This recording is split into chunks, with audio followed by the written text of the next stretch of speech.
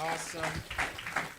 Awesome, awesome. Good evening to my live audience here in front of me. Good evening to the live audience watching at home. Today is going to be a very, very powerful show today. Now, I want us to ponder a question. We're going to do things a little bit differently. What is your vote worth? And what is your vote worth this entire time we've been voting? I want us to think about that as we go throughout the show. Now, for those of you who may not know me, my name is Christian Hasty. I'm the ratified candidate for Central and South Luther and the next member of parliament for Central and South Luther.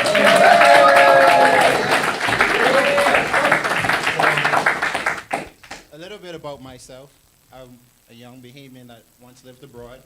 I left abroad to return back to fight for my country. I was a healthcare professional. And so for me, okay, we good? Okay, all right. Sorry about that to my live audience watching at home. I just want to make sure the audience was good here live. So I was abroad, and for me, my heart never left home. And so I would constantly, every day, although I was abroad, I would always look back on my country. And I said, what good is it for my country, for so many of us to be abroad and remain abroad, and nothing changes? We find ourselves in professions that our country desperately needs. I can tell you one right now, a clinical educator in the healthcare sector. I don't think that position even exists in this country. We could bring that Bahamian back right now, and that now creates a new opportunity, not for ourselves,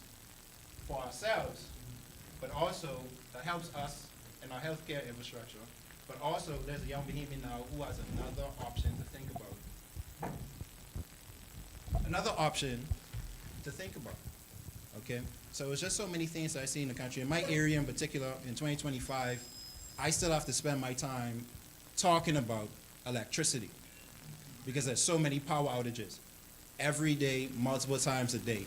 Now, for many of you who've never been in a power outage on the outer islands, that is a spiritual experience, okay? The power is going to be out for 10 hours, 12 hours. The phone is going to be off. If something happens to you, there's no hospital to take you to because they didn't care enough to put a hospital there for us. So again, I leave you with this question. What is your vote worth? Now today, audience, like I said, it's going to be a powerful show. I'm very excited. We have a powerful lineup. So let me start with our first panelist that's going to be joining me from Nassau Village, Mr. Stephen McQueen, everybody.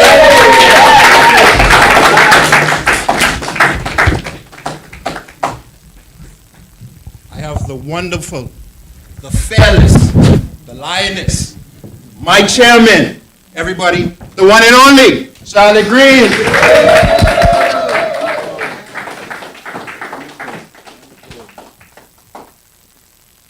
Now, our last panelist needs no introduction, but I think he still deserves an introduction. Fearless, warrior, visionary, a soldier, standing 10 toes down for the Bahamian people, and I'm standing with him. My president, the next president, Mr. Lincoln Bain.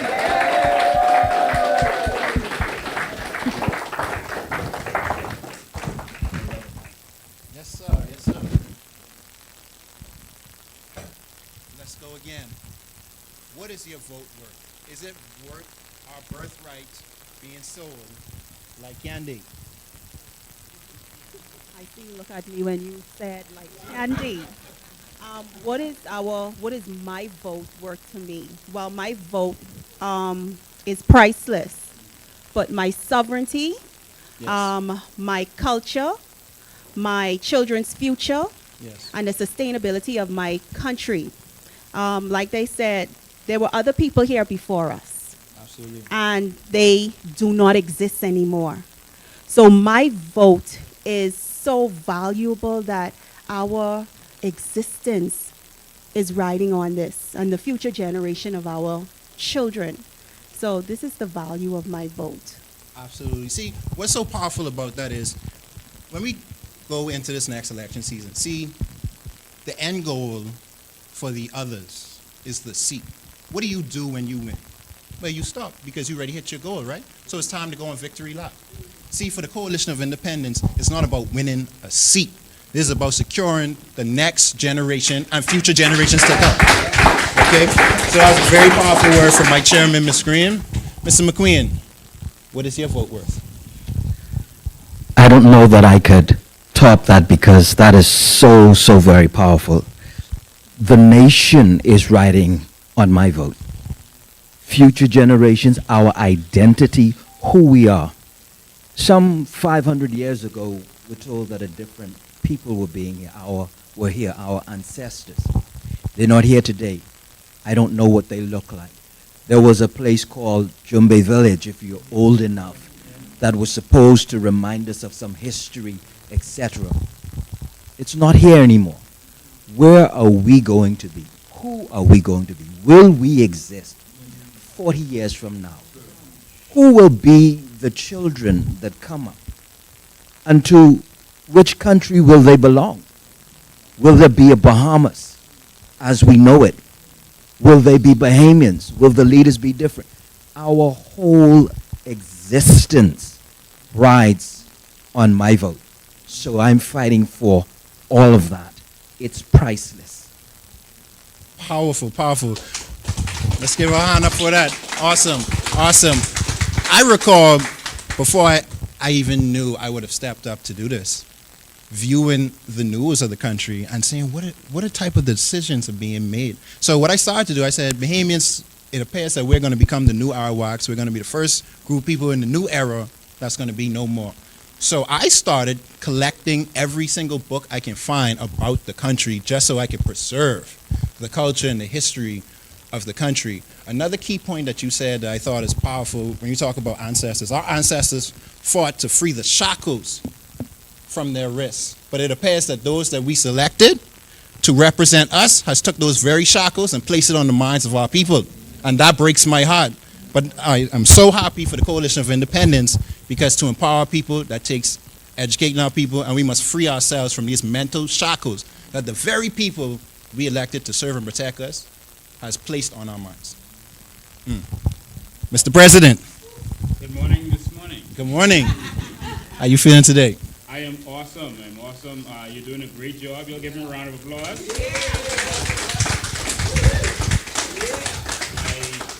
I want to welcome our live studio audience.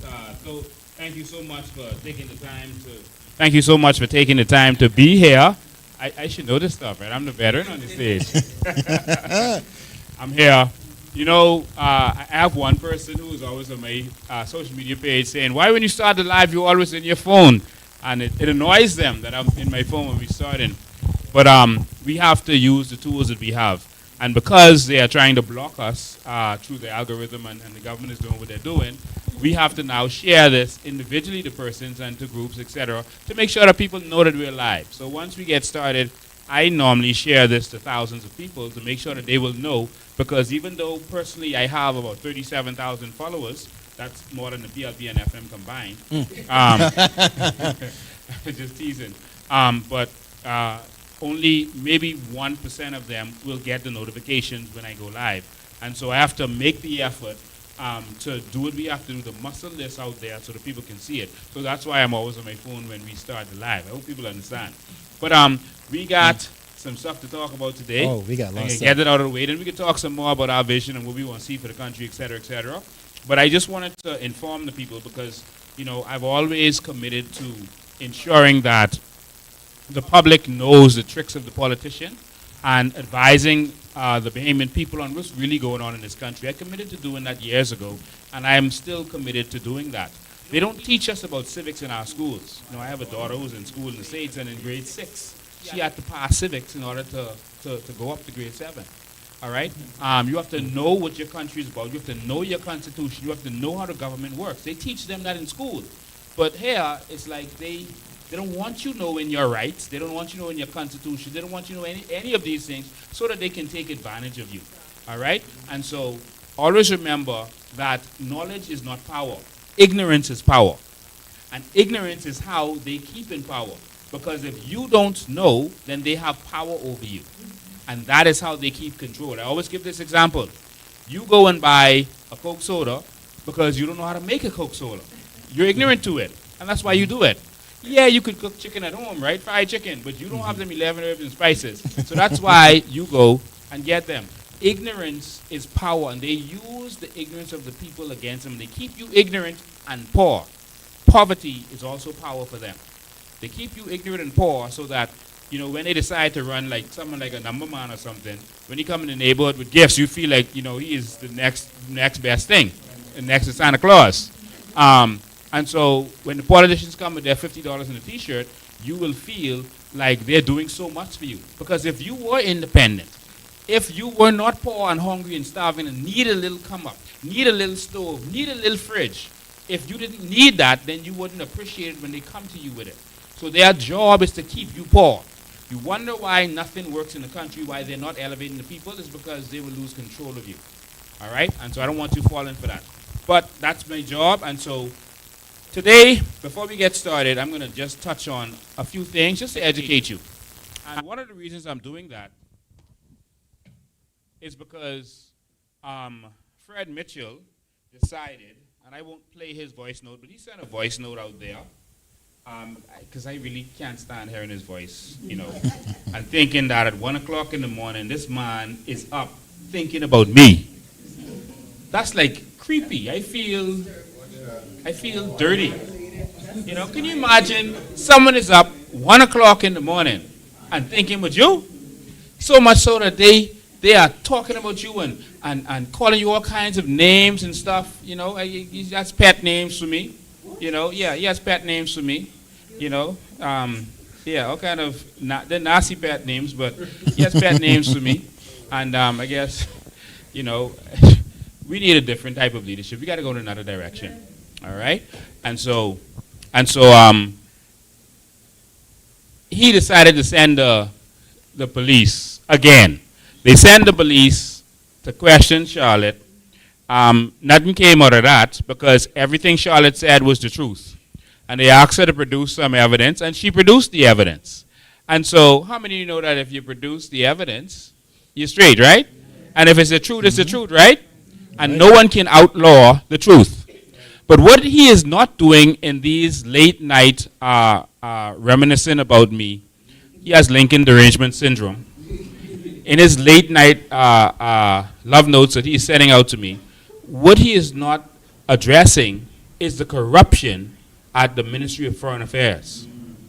This is not personal, ladies and gentlemen. I don't care about Fred Mitchell's personal life. I could care less about anyone's personal life. That ain't my business. Someone could have a mashed up personal life and still be a good member of parliament. You know, Nelson Mandela had a real bad personal life. He had a divorce, you know, but he still was a good man for the country. Martin Luther King had a very bad personal life, but he still was the man who caused us to be able to go in Red Lobster when we go to Miami, to be able to jump on the bus when we go to Miami if we want to. So one thing has nothing to do with the next. So I'm not saying these stuff for people to say, you know, to ridicule Fred Mitchell because of his personal life. His personal life is between him and God. But when it comes to our public funds, we are not here to fund your personal habits. And that is just what is right. And so don't think that we are going low because we want to know what's going on with our politicians and the spending of our money. And I will say this again. If Fred Mitchell is using our finances and finding ways to funnel money to young men and having them stationed all over the world and having unqualified people stationed all over the world because of their connection to him, that is wrong, man. This is not personal. That is not going low. This is our country. All right? Now, if he uses his own money and he want to send young men to school or boys to school or whatever he wants to do, that ain't my business. You use your money for that, and that ain't nothing to do with me. But when it's dealing with our finances, that's a problem. Now, I'm going to tell you. I received a call from a young man. His name is Latre Raming. They call him the fixer in the PLP.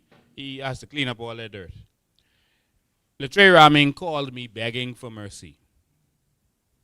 Basically for the PLP. Begging for mercy.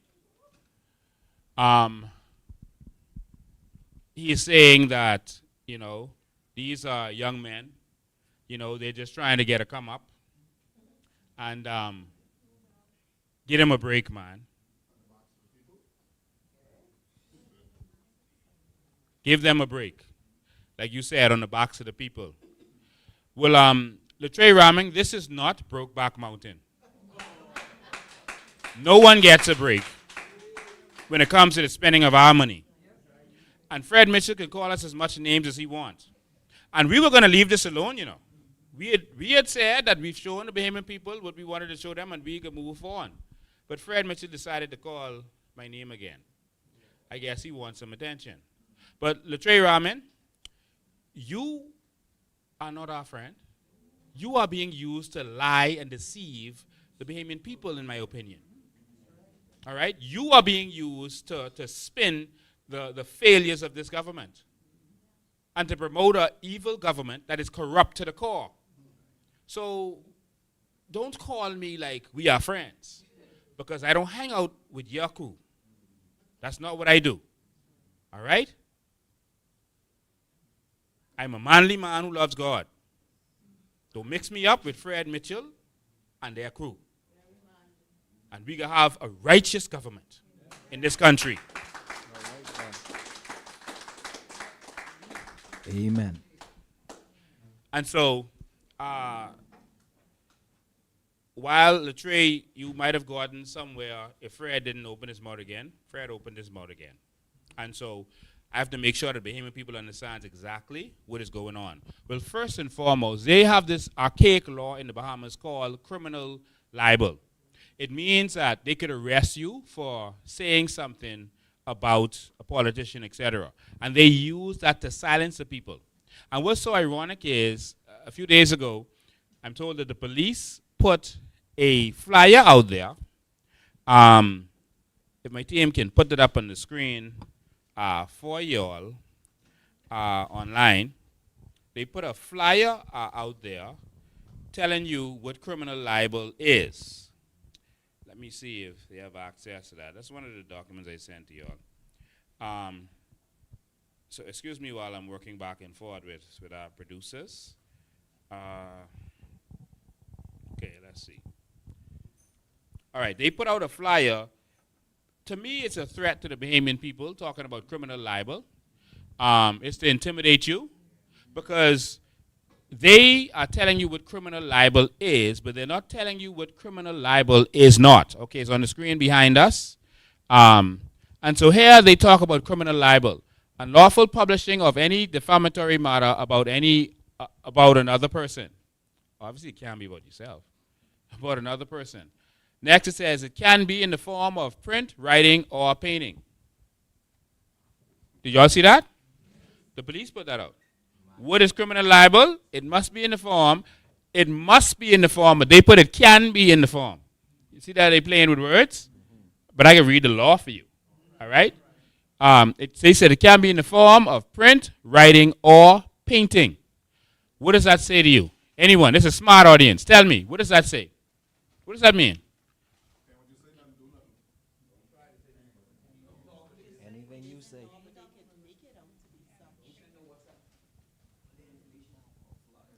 What that says is that you saying something is not criminal libel. It has to be print, writing, or painting. But what they do is say, oh, Charlotte Green said this. Let's lock her up. It's not what you say. That would have to be civil defamation, meaning that they have to sue you. Libel is in writing. Okay? That's the difference. Slander is verbal. Class is in session. Fred Mitchell, I know you're watching. You understand the difference? And they said it isn't what you say. So why do they keep harassing people for what they say? Oh, Maria Daxon said this. Oh, Omar Archer said that. They always harassing you saying this person said this person said that. It is not what you say. Okay? It's when you put something in writing you paint it, or any physical form, for example. All right? So that's what criminal libel is. It's not what they've been doing. So I just wanted to educate the people because, they will never educate you so that you know exactly, what is going on in this country. So anyone who has been arrested or even questioned or they take your time, you have a right to sue them. Because if the person comes to them and say, Charlotte Green said this about me, and then they subsequently arrest you and say, we just wanted to question you because they made a complaint. You cannot make a complaint for something that is not against the law. Charlotte saying something about you is not against the law. Now, if she had put something down in writing, that's a different story. If she had distributed some flyers saying something, that's a different story. It even is difficult if someone actually challenging it for them to charge you for something that's on the World Wide Web or on social media. Because what we learned in law school in England is that the law is everywhere and nowhere at the same time. Which means that if you said it on Facebook, Facebook is not in the Bahamas. They can't charge you if you was in Miami smoking dope. They can't charge you for smoking dope in the Bahamas because you were not in the Bahamas. You understand? So if you go in the smoke shop in Miami or you go in the gun shop in Miami or the gun range and you start shooting the gun and practicing, you put a picture of you shooting the gun in Florida, they can't lock you up for unlawful possession of a firearm in the Bahamas because you were not in the jurisdiction of the Bahamas. Social media is not in our jurisdiction. All right? See, no one challenges certain things. And it isn't until some big-timer family gets charged with something that they will challenge it and then it changes. All right? But social media is not in the Bahamas. Those servers are somewhere else. Facebook is taking place somewhere else, even though you could see it from in the Bahamas. All right? If a rocket ship goes up from Cape Canaveral, Florida, and I could see it from in the Bahamas, that don't mean that rocket ship had anything to do with the Bahamas. Making sense to y'all? But because the public don't know the law and they don't know their rights, they will take advantage of you. And so I wanted to take some time because this is how the attacks are going to come. As we get closer to the election, they're going to start attacking us on social media or for what we say on social media, we meaning the Bahamian people. So I have to take some time to educate you on this kind of stuff. And so I'm just going to, okay, you should have gotten one. Libel has a definition. I'm going to read the definition of libel. So you can put libel up on the screen for everyone to see. So I'll tell you what libel is, what it really is, and then I'm going to tell you what is not libel. So then you could understand how they are abusing the law. All right? Civilized countries don't even have this criminal libel law anymore. If someone says something, you go sue them. All right? That's the first thing. The next thing is you cannot criminally libel an organization. Only a person. All right? An actual person, not a person meaning a corporate entity. All right? So this is what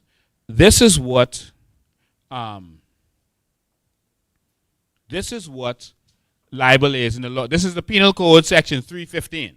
All right? Negligent and intentional libel. Whoever is convicted of negligent libel shall be liable to imprisonment for 6 months. Whoever is convicted of intentional libel shall be liable to imprisonment for 2 years. All right? So they're scaring you.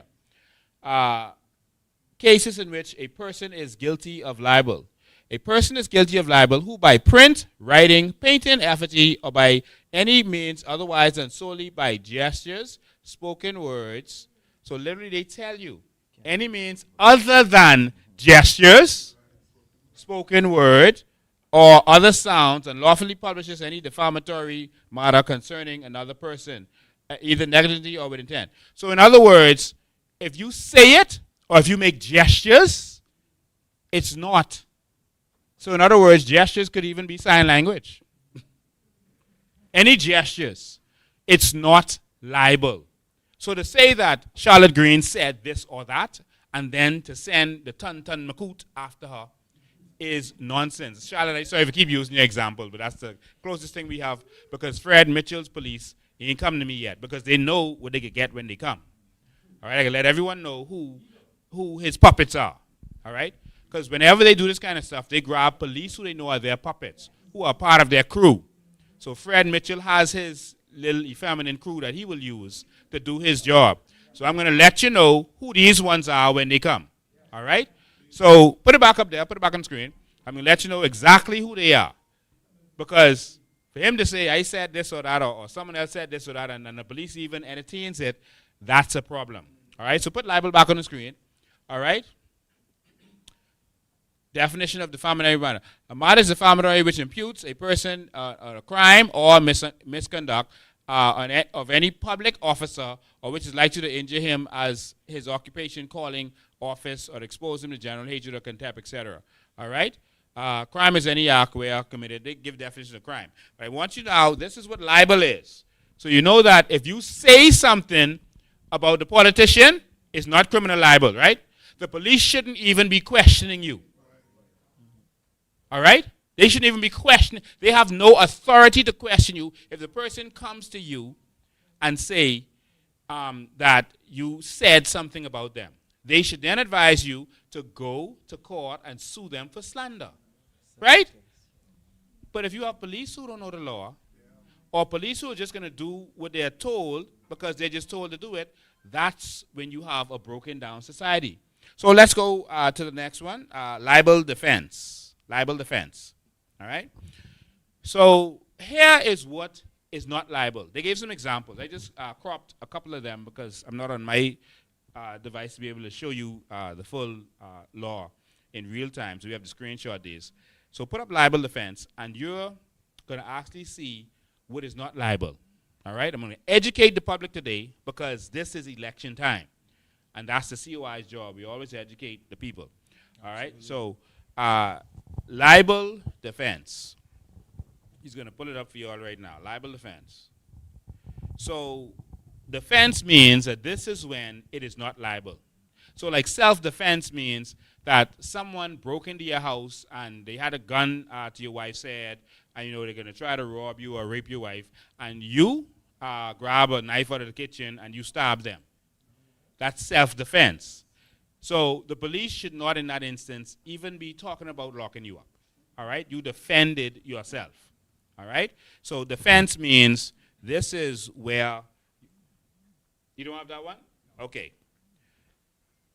All right. So, but for the sake of time, I could send it to you quickly, but for the sake of time, I'm going to just read it to you. All right?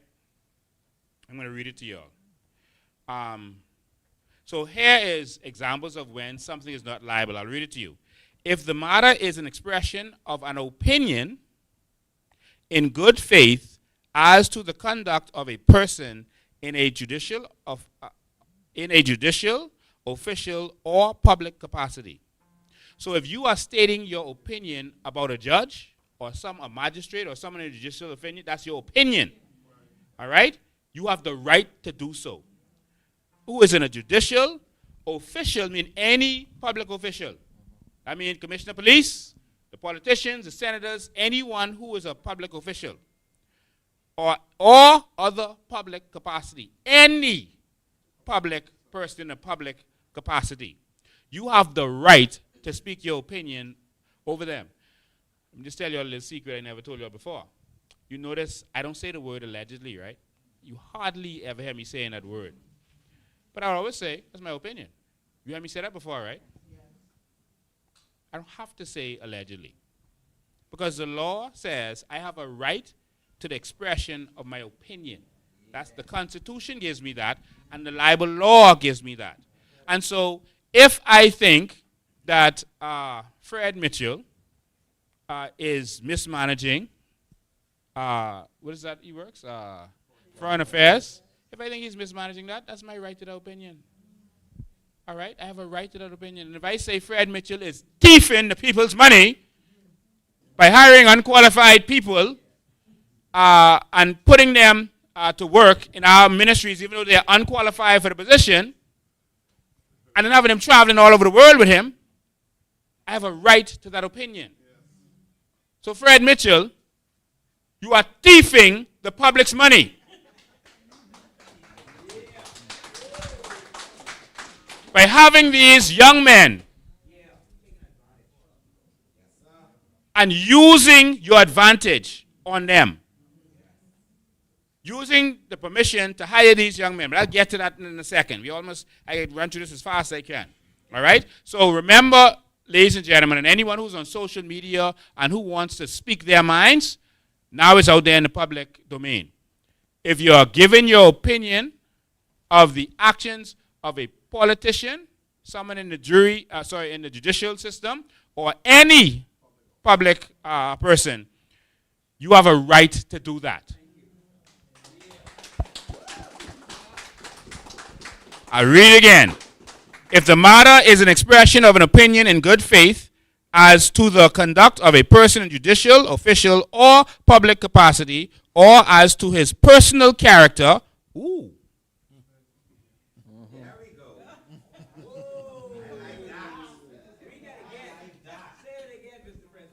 or as to his personal character, so far as it appears in such conduct. What would Fred Mitchell hiring young men, a 21-year-old, giving them almost $60,000 salary, $30,000 special allowance? Judges don't get that. $6,500 allowance. $8,750 in housing allowance.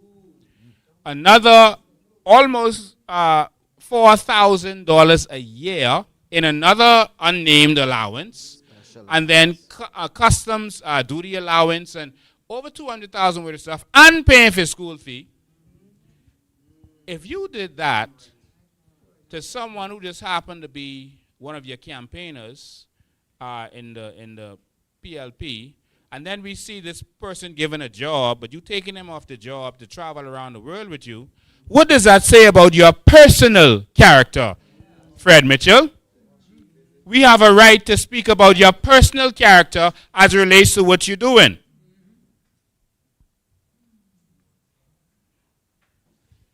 I'm reading the law. When the politicians talk, they never tell you the law.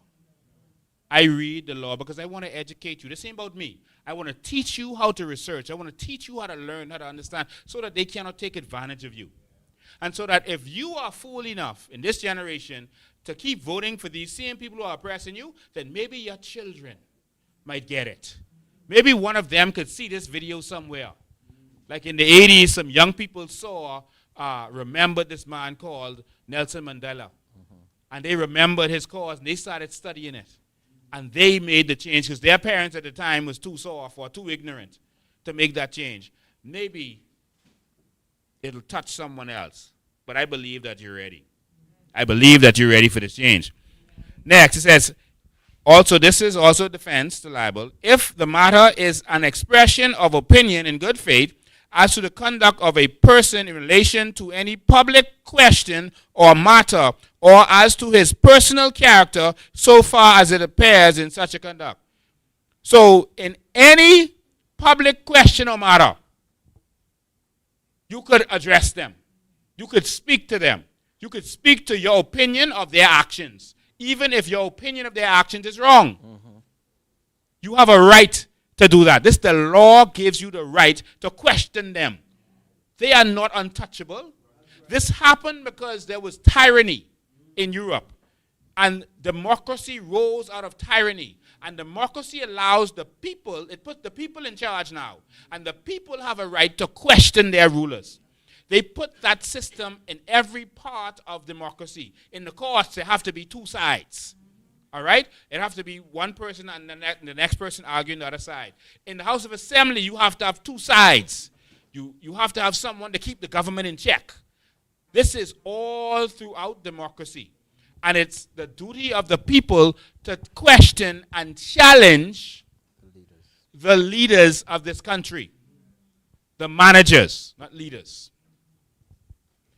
All right? Next. If the matter is an expression of opinion in good faith as to the conduct of any person as disclosed by evidence given in a public legal proceeding, whether civil, criminal, or certain conduct. So in other words, they're saying if you say something with reference to a public proceeding, you have a right to do so. They'll always say, don't talk about that in the courts. if the matter is an expression of opinion in good faith as to the merits of any book writing, etc. So you, in other words, they're telling you have a right to question certain things. All right? And there's one last one. Let me see if I have that handy. If the matter is published in good faith for the protection of the rights or interests of the person who publishes it, or the person to whom it is published, or of some person in whom the person to whom it is published is interested. So if that matter interests you, like for example, Fred Mitchell spending your money on little boys, meaning young men, then you have a right to speak out about that. You have a right. We all have an interest in this. This is our country. And so we're not going to let them take advantage of us. Well, I was going to say, is this what our vote is worth? Is this what our vote is worth? I think we deserve better than what we're getting. Yes. And so the last one I want to read to you, to Fred Mitchell, because what he told the police in terms of me is that he wants to know where I got the document that I read last week. Man, you all hear the voice note he sent out? Fred Mitchell, it don't matter what's in the info, he will know where I get it from. So in other words, he needs the Gestapo, the Ton Macoute, to go to Lincoln Bain, rough him up, waterboard him, Japanese drip torture him, and find out who in the Ministry of Foreign Affairs could release such a document.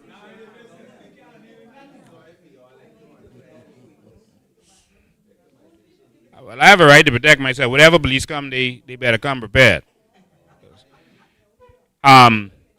So guess what? There is a whistleblower act. And I want all of our public workers, our civil servants to know that there's a whistleblower law already in place. The Freedom of Information Act was put out there, right? But they didn't enact the Freedom of Information Act. Only one section of that act they enacted, and that is Section 47. You can look and see if you all have that document. Section 47, all right? The whistleblower law in that act. So what does the whistleblower law state? All right? And this is for all our public servants who feel that you can't say something or do something, or that you sign some agreement. No agreement you sign can supersede the law. If they made you sign some secrecy deal, it doesn't supersede the law. All right? And so the law is higher than any agreement that you could sign. All right? So I just want you to know that. So here's the act that you see on the screen. It says, no person may be subject to any legal, administrative, or employment-related sanction, regardless of any breach of a legal or employment-related obligation, meaning even if you sign, for releasing information on wrongdoing, or that which would disclose a serious threat to health, safety, or the environment, as long as he acted in good faith and in the reasonable belief that the information was substantially true and disclosed evidence of wrongdoing or a serious threat to health, life, etc., etc. All right? To all of my public servants in these ministries, the law protects you. And anyone who touches you will make you very rich. And so if you disclose information to the public, you have a duty to do so, and you are protected in doing so. I will reread it one more time, because it's time to expose the demons. Don't fear them. Their covering is gone. This is one of the things the international community made them put in place as one of the terms of getting one of them loans. They always tell you, well, if you need to get this and that. Because if you get these loans from us, we need whistleblowers to be able to tell us when you're doing foolishness. We need an Information Act so we could know when you're doing foolishness. Now, they hold off on the Information Act. They're saying, oh, we don't have the money for it. Nonsense. but they was forced to do this part because this don't take no money. All right? This is to protect all of the civil servants or anyone working anywhere in government. You have a right. And if they put you on leave, if they suspend you, if they transfer you or do anything to you because you release information, they owe you plenty money. You will be one rich civil servant. It says, no person may be subject to any legal, administrative, or employment-related sanction, regardless of any breach of a legal or employment-related obligation. Even if the law say you shouldn't reveal no information, like how Brave Davis put in the law that if you reveal anything about the carbon credits, you get locked up. This act protects you. But they ain't teach you this. No law can stop you from revealing corruption, not even corruption, wrongdoing. That means even if you do something wrong. That means if you didn't do something the right way. All right? So not just criminal, not just illegal. If you did it wrong, they have a right to expose it to the public. This is to keep the government in check. Every country in the world has this law. We was the last. We was the last. And we still ain't got no Freedom of Information Act. We last in that too.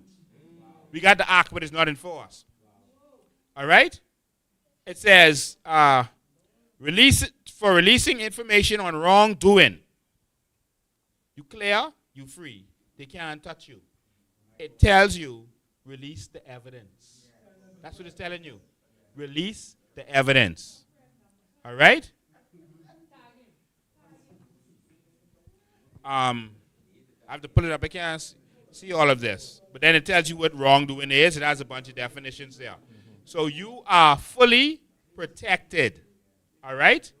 You are fully protected in whatever you want to do. So all of my civil servants, it's time for y'all to get rich. We need y'all to release the information and let them do anything to you. If they look at you hard, you can sue them. If they start treating you bad, you can sue them. You have a right to release any information, whether it's whether you have a right to that information or not.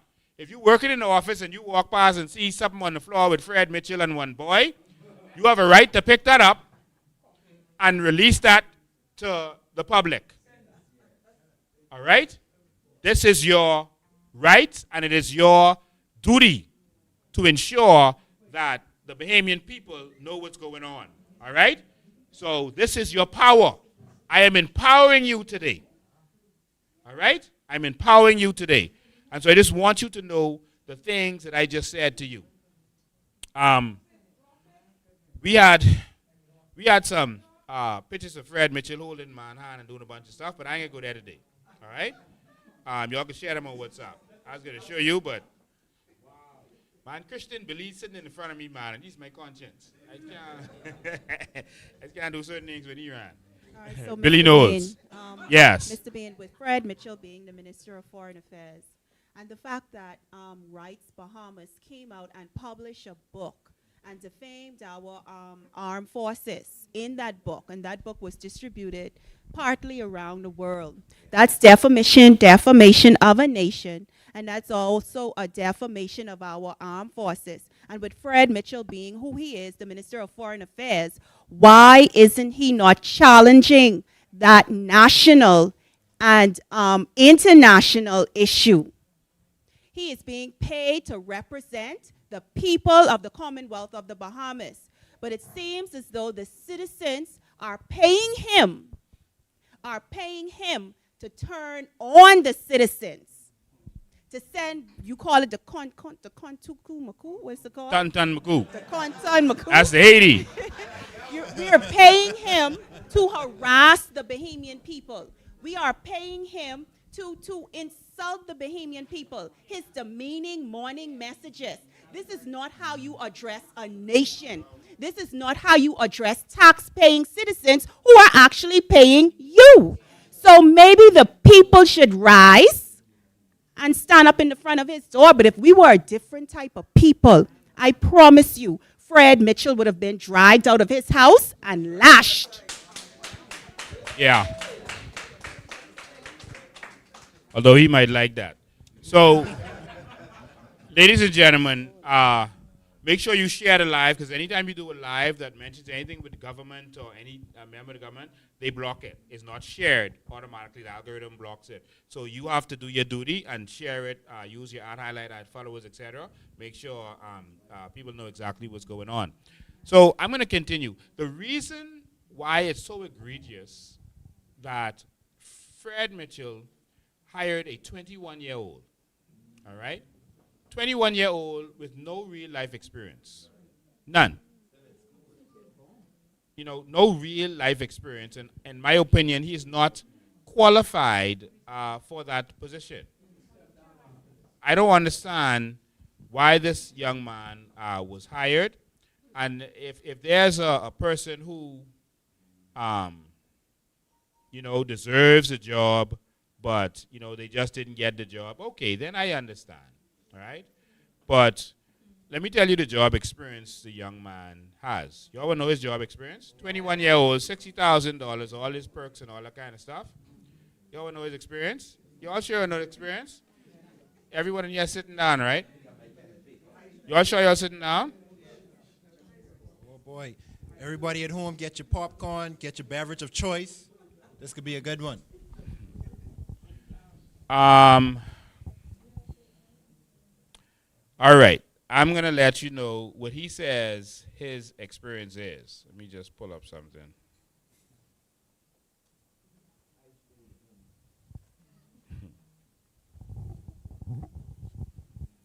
Let me see.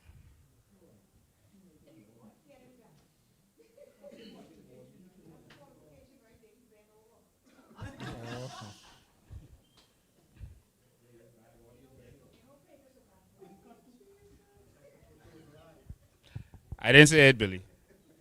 The rooter and said it. All right. All right. His qualifications was he was a summer intern, a student, summer intern at Fidelity Bank. A summer intern. That's as a student, high school student, I guess. He was also a summer intern at the Road Traffic Department. He also, I guess, when he graduated high school, did sales at Family Guardian. That's it. So, And that was taken from his LinkedIn page. All right? Now, you all heard that amazing set of qualifications, right? At 21 years old, after campaigning in Fox Hill, he initially used to work with Glenn Santa Martin and Angleston because he's from Angleston, but somehow Fred Mitchell identified him. He saw him, and it was like when David saw Bathsheba. He grabbed him and pulled him over to the other side. And at 21 years of age, the young man received a job making almost $60,000, allowance of $30,000. I've called the numbers over and over, right? That is egregious. Because a teacher don't even make $60,000. A nurse don't make $60,000. The police don't make $60,000.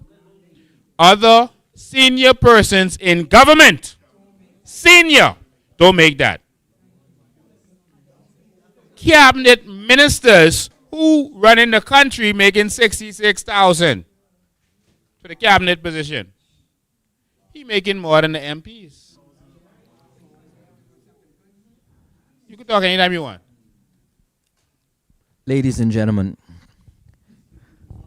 Introduce yourself. My name is Stephen McQueen.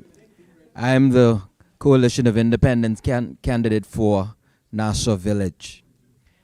By profession, I am a trained teacher, not just by way of degree, but also because we needed a teacher's certificate. I'm a trained teacher.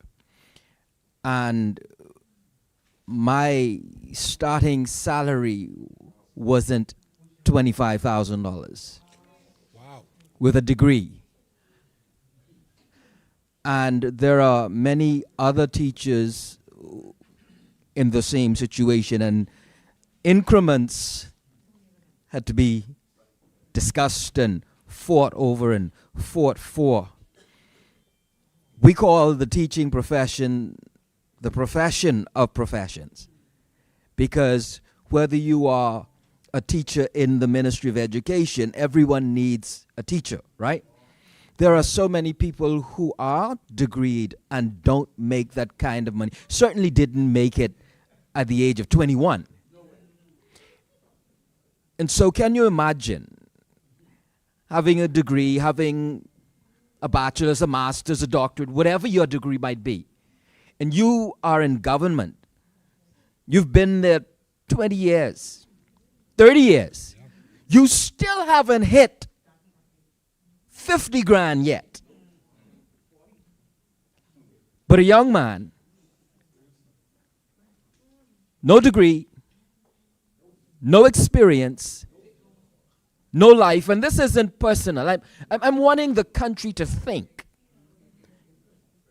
And to walk into this kind of salary and perks, clocking some 200,000. That's not included the school fees. School fees in England are expensive, I can tell you. And you don't think that that is corruption? You don't think that there is something horribly wrong with that? And that the Minister of Foreign Affairs seemed not to believe that he should answer questions related to that or be held accountable in that regard?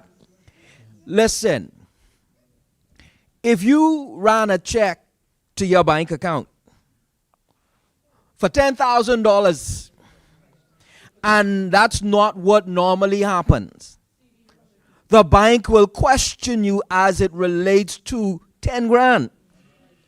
Where is that coming from? This is an unusual transaction for your account because they have to know your customer, right? I wonder if the bank thought it unusual because it has to go somewhere, right? They didn't think it's unusual. They know Fred by now. They know his transactions. Someone should have thought that to be unusual, strange, and should have called into question such a situation. Now, The Prime Minister, the Minister. I just want to move on quickly so we can get to the discussions. You have a bunch of documents there, some white papers. We can go over them one at a time in any order. You can just pull them up. And the reason I'm about to show you these documents as in front of me is because the young boy, you know when I say that, I mean the young man. The young boy is getting $30,000 special allowance and a bunch of other allowance, right? But then there are government workers who was on the street the other day. And the title of one of the description of our live was that the union gets swing, all right? We shouldn't have put that. I don't think the union got swing. I think the people got swing, all right? The people got swing. So Belinda reached out to me and said, why you say the union gets swing? No, the union didn't get swing. The people get swing, all right? So let me stand up and go to this with y'all. Class in session. It's a big black button. All right. The reason I have a problem with that is because there are other people who have allowance. And the documents that we're going to show you is straight from the government. All right? So, Fred, you have something else to send the police for.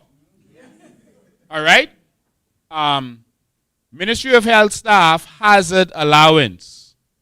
All right? This is up to the 31st December 2023. So up to, this what they owe them up to the 30th December 2023. Each of these persons, you can add, if you bring it up to date, or bring it up to when they say they can pay them in December, you can add another $4,800, so just for round numbers, $5,000 that they will owe each of these people in addition to the amount you see in now. Many of these staff have never seen this document because they playing crazy with them. All right? So we can release this document, then we can release it publicly to them so they could know exactly what's going on. So these are different persons, whether it's janitress or some of them are nurses, laboratory supervisors, senior maids, and all kind of different stuff. This is their hazard pay that they're not getting. All right? Their hazard pay. Some of them are dealing with blood, with HIV patients, with all manner of hazardous materials, and they are supposed to get paid. The government running up the bill secretly behind the scenes, but they ain't giving it to them. All right? So let me show you why it's so egregious. Because why? Because Fred Mitchell, young men, are getting their allowance on time. And plenty. This person here, Kiana Francis, is a janitress. All right? For Elizabeth State Clinic. She is owed up to 2023. Someone grab a calculator. She is owed $8,400. That's a janitress. How you could keep that kind of money away from a janitress? $8,400. That's up to 2023. Now add another $4,800 to that someone. Let's tell Kiana what she actually owed. We can do the job for them. I want your guess. I want you to calculate it. Because if I say anything little off, they can freak out and say, oh, Lincoln always lying. See, lying. It wasn't 1,000, it was 999. How much that is? 13. It can't be flat. 13,200. That's why they lying to me. $13,200 is owed to this janitress.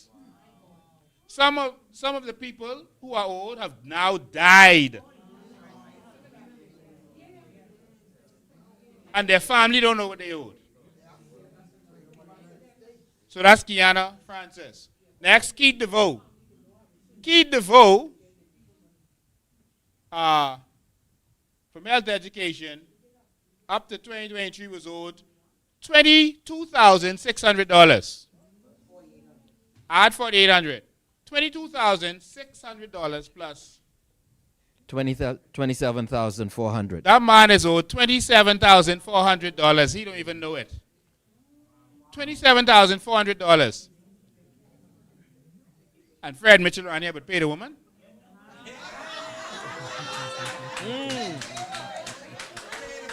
I know you don't like women. Keith Gordon is owed $8,400 up to 2023. What is that to date? 13,200. $13,200 they owe Keith Gordon handyman. Kenya Poitier, janitress, is also earned $13,200. Bring it back up. Bring it back up. That's public I got document, something. right? Huh? There's a document about the public, but it's directly from the Ministry of Health. Kevin Scavella is owed $11,400. How much is it today? Come now, y'all gotta move fast. Move fast. 16,200. $16,200. Lashanda Rule. Oh, sorry, I skip over someone. Kikidi Roma from, who was that? Phlebotomist. That's the person who was dealing with your blood and them kind of stuff. Phlebotomist. Yeah. So she taking a risk. Some of them get stick from needles and they get hurt. Maria, why are you looking like that? This one for Fred. She is owed $22,600. What is that? He is owed to date. She is owed $27,400. While I'm doing this, I actually contacted some of the people on this list. One of them told me that they had to live in their car for 4 years. Because they didn't have it. They was broke. They came, something happened, and they have a job, you know. But how many you know you could have a job and still can't afford first class and security? And they was living in their car. They tried to get help from the government, social service, whatever, couldn't get no help. And that time, they owed thousands of dollars from the government. That could have been a down payment for a house. All right? Fred Mitchell, Michael Davil, Brave Davis, pay the woman. Tell them pay Stephen McKinney too, Lincoln. Tell them pay Steve McKinney too. Yeah, and while you're at it, pay Steve McKinney too.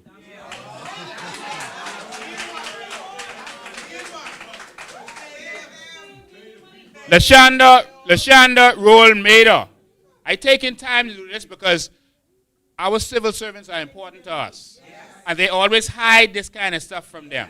A couple of people I call this, like, how much I owed? You serious? Send that to me.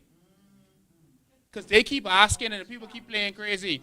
Oh, y'all ain't getting that. Y'all ain't getting that. Don't worry about that. This is what they telling them. Y'all ain't getting that.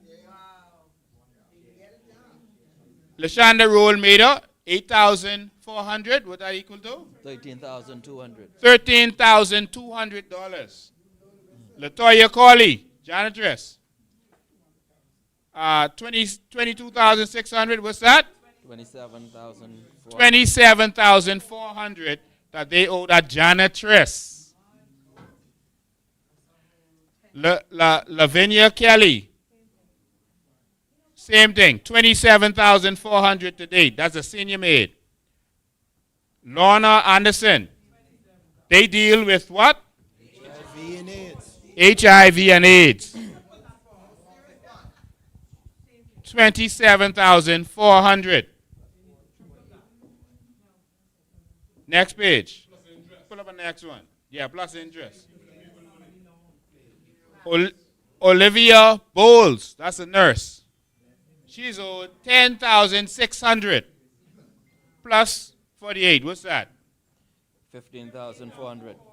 She's owed 15,400. Pearline Monroe.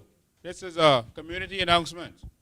You are owed up to 2023 20,800. What's that today? 25,600. They owe you. Portia Maki. All right? You are owed $2,800. What's that today? 7,600. All right? Up to 2025. Ramona Lewis. You are owed $10,000. What is that? 14,800. Raquel Simmons. You're owed $27,400. Raynell Colebrook, patient care tech.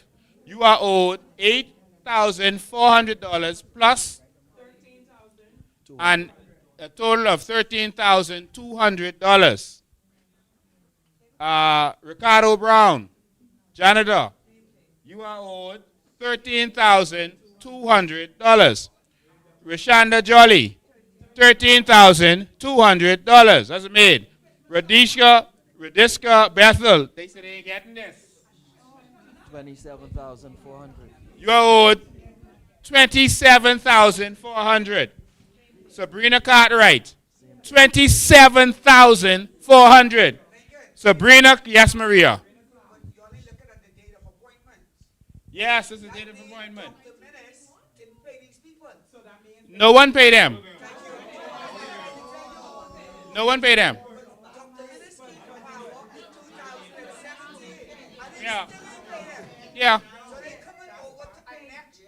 Yes. Yes. Sabrina Clark, you are owed $27,400. Next sheet, please.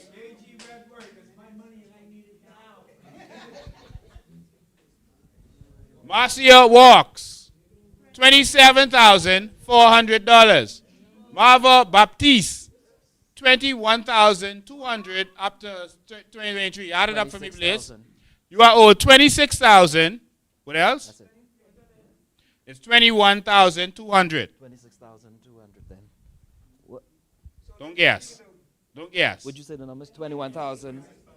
Plus 4,800. 26 flat. 26,000 flat. Yeah. $26,000 you are owed. Marvette Moore, 9,400 plus 48 is what? How much? 14,200.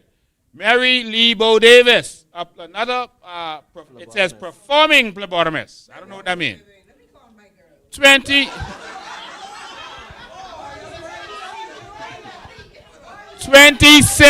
27,400.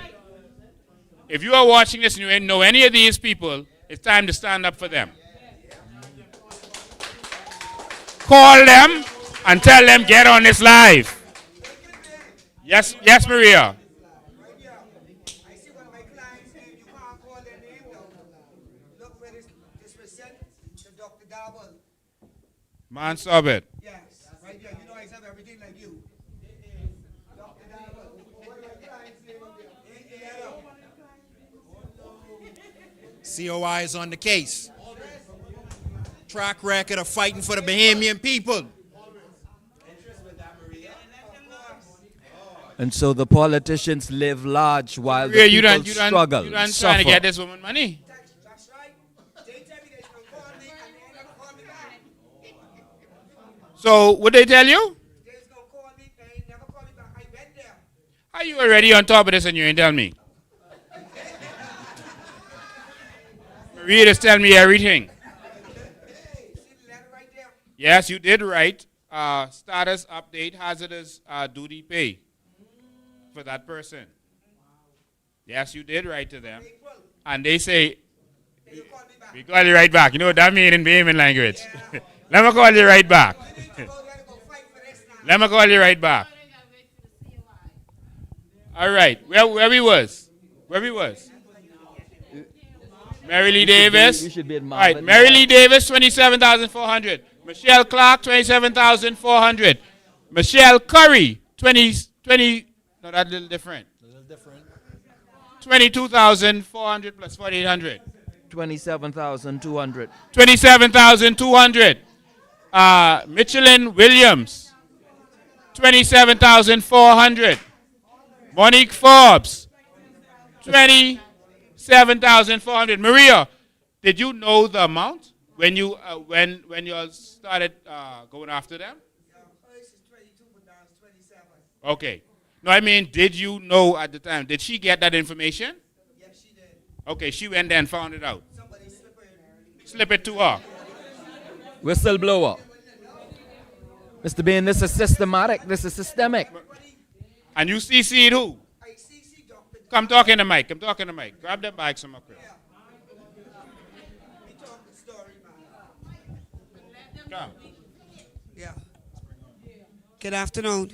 Maria Daxon, everybody. Just talk. Yeah.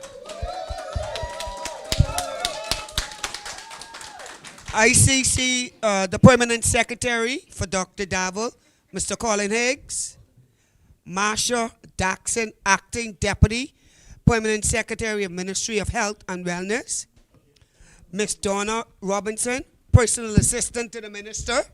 I spoke to her directly. And also Dr. Aubernet Hall Roll, Managing Director of Public Hospital Authority. Wow. Every single one of them got this letter related to one of my clients who's owed about $27,000. We come in there for their money. You ready, Lincoln? You know, I was ready. Maria, Yeah. let me tell you what's so egregious.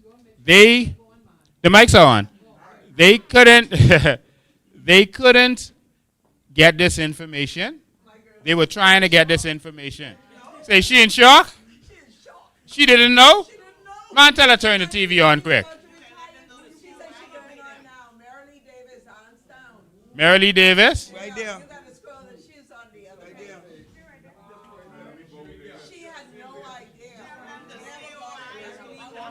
Mary, phlebotomist Mary Lee Bo Davis. Yeah. They say she was in shock. Come here, Stubbs. The public couldn't hear you. The audience couldn't hear you. You tell them, you talk. Give it that one, sir. Give it that one. My girl is in. Hold on. Listen, I just called Marilee Davis. Come. Member Stubbs, everybody, Mount Mariah.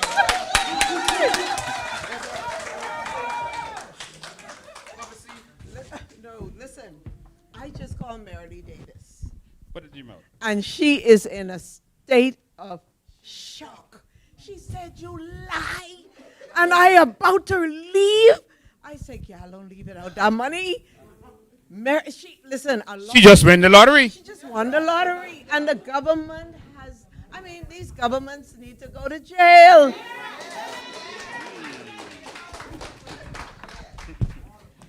Maria, this the bad part. They couldn't get this information, Just like Marilee Davis saying, they don't even know. Yeah. A woman who worked in there, who was dying, decided that I dying. I go slip this to who need to get this. You can't do nothing to me again, my Lord. That's how they was able to get this information from a dying woman who worked there. Put it back up on the screen. This the lottery now. Change is here. All right, where we was. And they get a lot of men up here. Mitchell and Williams, Monique Forbes, Monique Pratt, all y'all owe 27,000 plus. Nathaniel Butterfield, 27,400. Yes. Man, stop talking. That's your brother? Boy, get your brother on the phone. Thank you.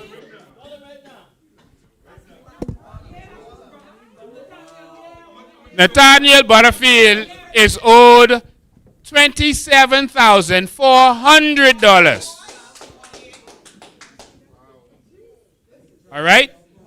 Nika Poitier is owed $22,600 up to that time. So that's $27,400. Next page.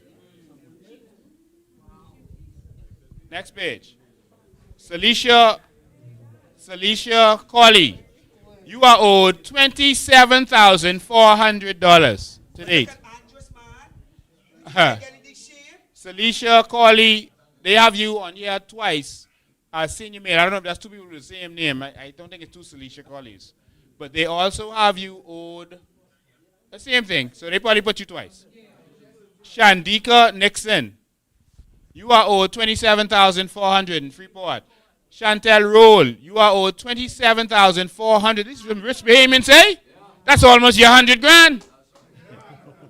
Chantel McKenzie, you are owed $27,400. Sharon Carey, you are owed $27,400.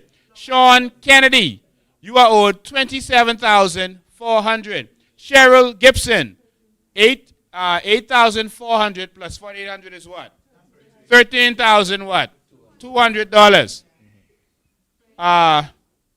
Cheryl Gibson, that's what I call this now. Sioban Clark, you are owed $27,400. Stanford Stirrup, you are owed $13,200. Stephanie Seymour, you are owed $27,400. Next page. Lincoln, hold on, man. Hold on. Okay, hold on. Go back. Hold on, go back. Go back for us. Go back. Watch this. You're missing out something. They still robbing them. If this person joined the 10th of March, 1997, Yes. they own 22 things. Talking to Mike. Stephanie Seymour, Fox Hill Clinic. She joined the 10th of March, 1997, and she's owed 20. It Right. shows how much months she owed for right there. Right. 113 months. Watch this. But all of them owed the same thing for how much months? Were they ever paying them? They weren't. Watch this now. No. So how is it? Talking to Right? Mike. How is it? The same person right here. Saban Clark. It don't add up. The 7th of May, 2007. How they go owe the same set of money, which 10 years difference, right? They still robbing them. You Damn. been to law school in London, eh? Yes. They teach us about, numbers. Let's Look go. at it. She's absolutely right. It depends on where they was paying them, so we got to find that out. Thank you. Let's go. Right. That next page. Good eyes, Maria. All right. Stephanie Seymour. 27,400. Tamara McPhee. 27,400. Therese Thompson, a nurse. The previous one was X-ray technician, who got exposed herself to radiation and stuff. But the nursing auxiliary, you are owed 10,600 plus 4,800. What's that? 15,400. All right, up to 2025. Tasha Murphy, 13,200. Tia Smith, 27,400. They worked at the prison. Tanish Morley, 27,400. Van Ria Roll, 27,400. Whitney Stubbs, $14,800. Hold on. They have a grand total on each page. They're showing you the arrears. So the arrears up to this page. 1 point something million, and Brave Davis That's- travel thing is more than that, Lincoln. Brave, that's 1.6 million. Thank When you. Brave and Pintard went to England, that's how much money they spent. One trip. One trip, Brave and Pintard went to England and spent that amount of money. And can't pay the You poor notice people. since then, Pintard ain't complaining about the traveling no more, but Brave them traveling. All right? So, let's go. Next page.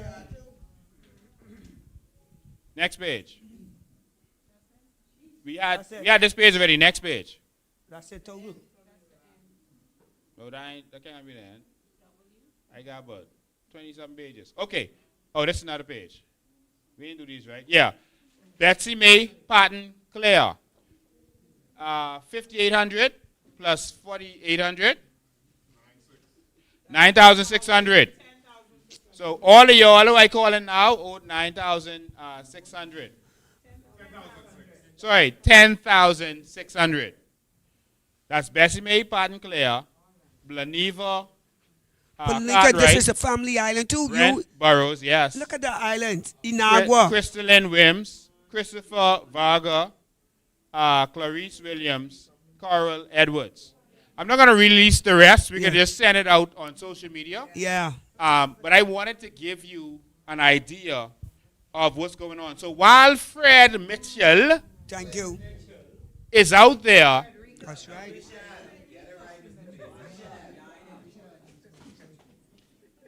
their total here is 1.6 million. When you add up the salary, allowances, and the school fees and housing for one of Fred Mitchell's boys, You mean the workers? that's more than the 1.6 million. You can't say boy toy. That wouldn't be Christian to say that. So I wouldn't say boy toy.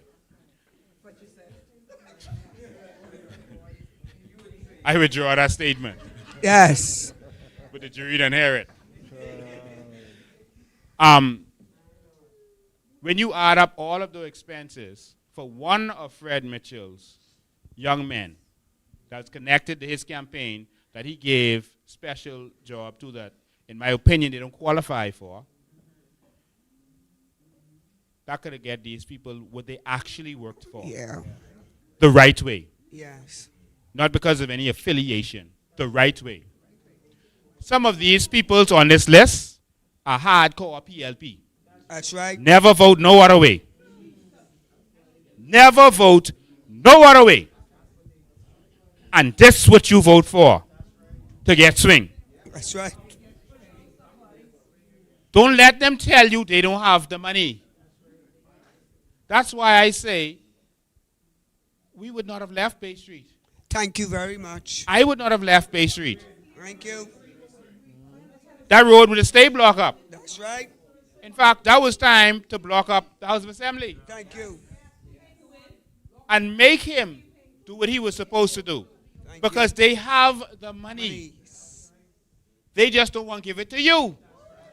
Because if they give you, all these people who owed almost $30,000 right now, if they give you that, you ain't gonna appreciate the $50. You ain't gonna appreciate the stove and fridge. So how you get your money? You ain't gonna appreciate that T-shirt if you could buy your own T-shirt. Thank you very much. You could buy a whole dresser. You could buy a whole new wardrobe. But instead, you prefer to vote for $50 in a T-shirt. Election is months away, and I will guarantee you, Marie is already fighting for it. That's right. All right, for one of our clients. Thank you. We don't talk this, we doing this. Mm-hmm. I guarantee you, every single one of you will be paid immediately. That's right.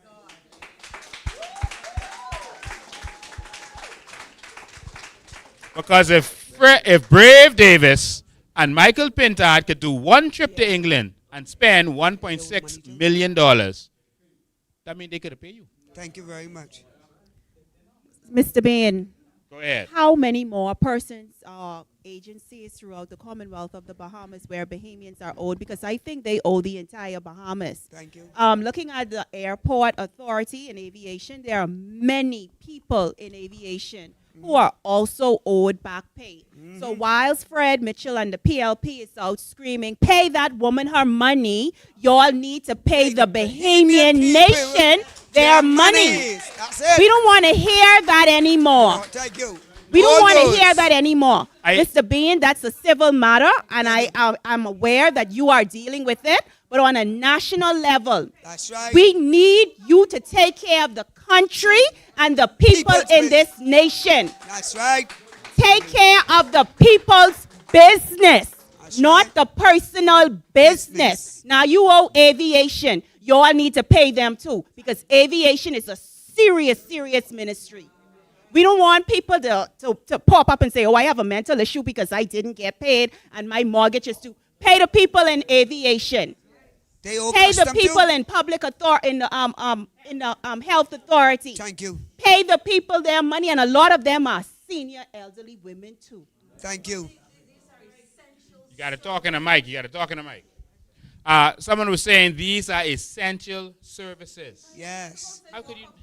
Yeah, suppose they walk up the job. She's saying. I just want to make. That's I just the want to country make this. shutting down. I just want to make this clear because what Fred Mitchell is pretending not to know, they're trying to make it seem like I'm refusing to pay or not paying. After a court case, it then goes before the registrar. Okay, Maria will know how this process goes. Yes. The registrar will determine what needs to be paid, how much you pay the lawyer, and all this kind of stuff. And then once that is done, then you make a payment. All right. If you can't pay, then they need to go through all of your assets and stuff to see what they could take from you and what they could do and whatever. That's a different story. All right. But it isn't just like the court case finished today and then you just sign a check tomorrow. All right.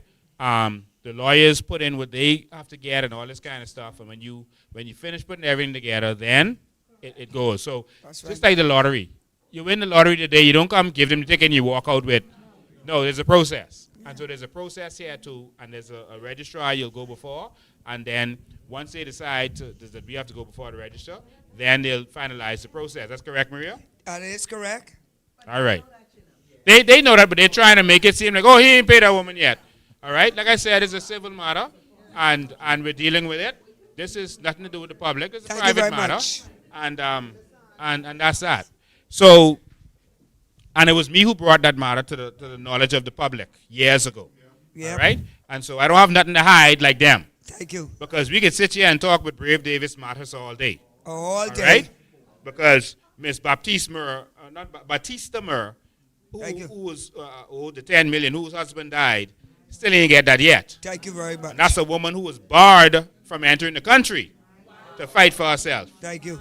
All right? She gets $70,000. All right? And she ain't get the rest yet, including Okay. houses and all that kind of stuff. All right? Bank accounts that had money in it. Safety deposit box that had probably money and other stuff in it.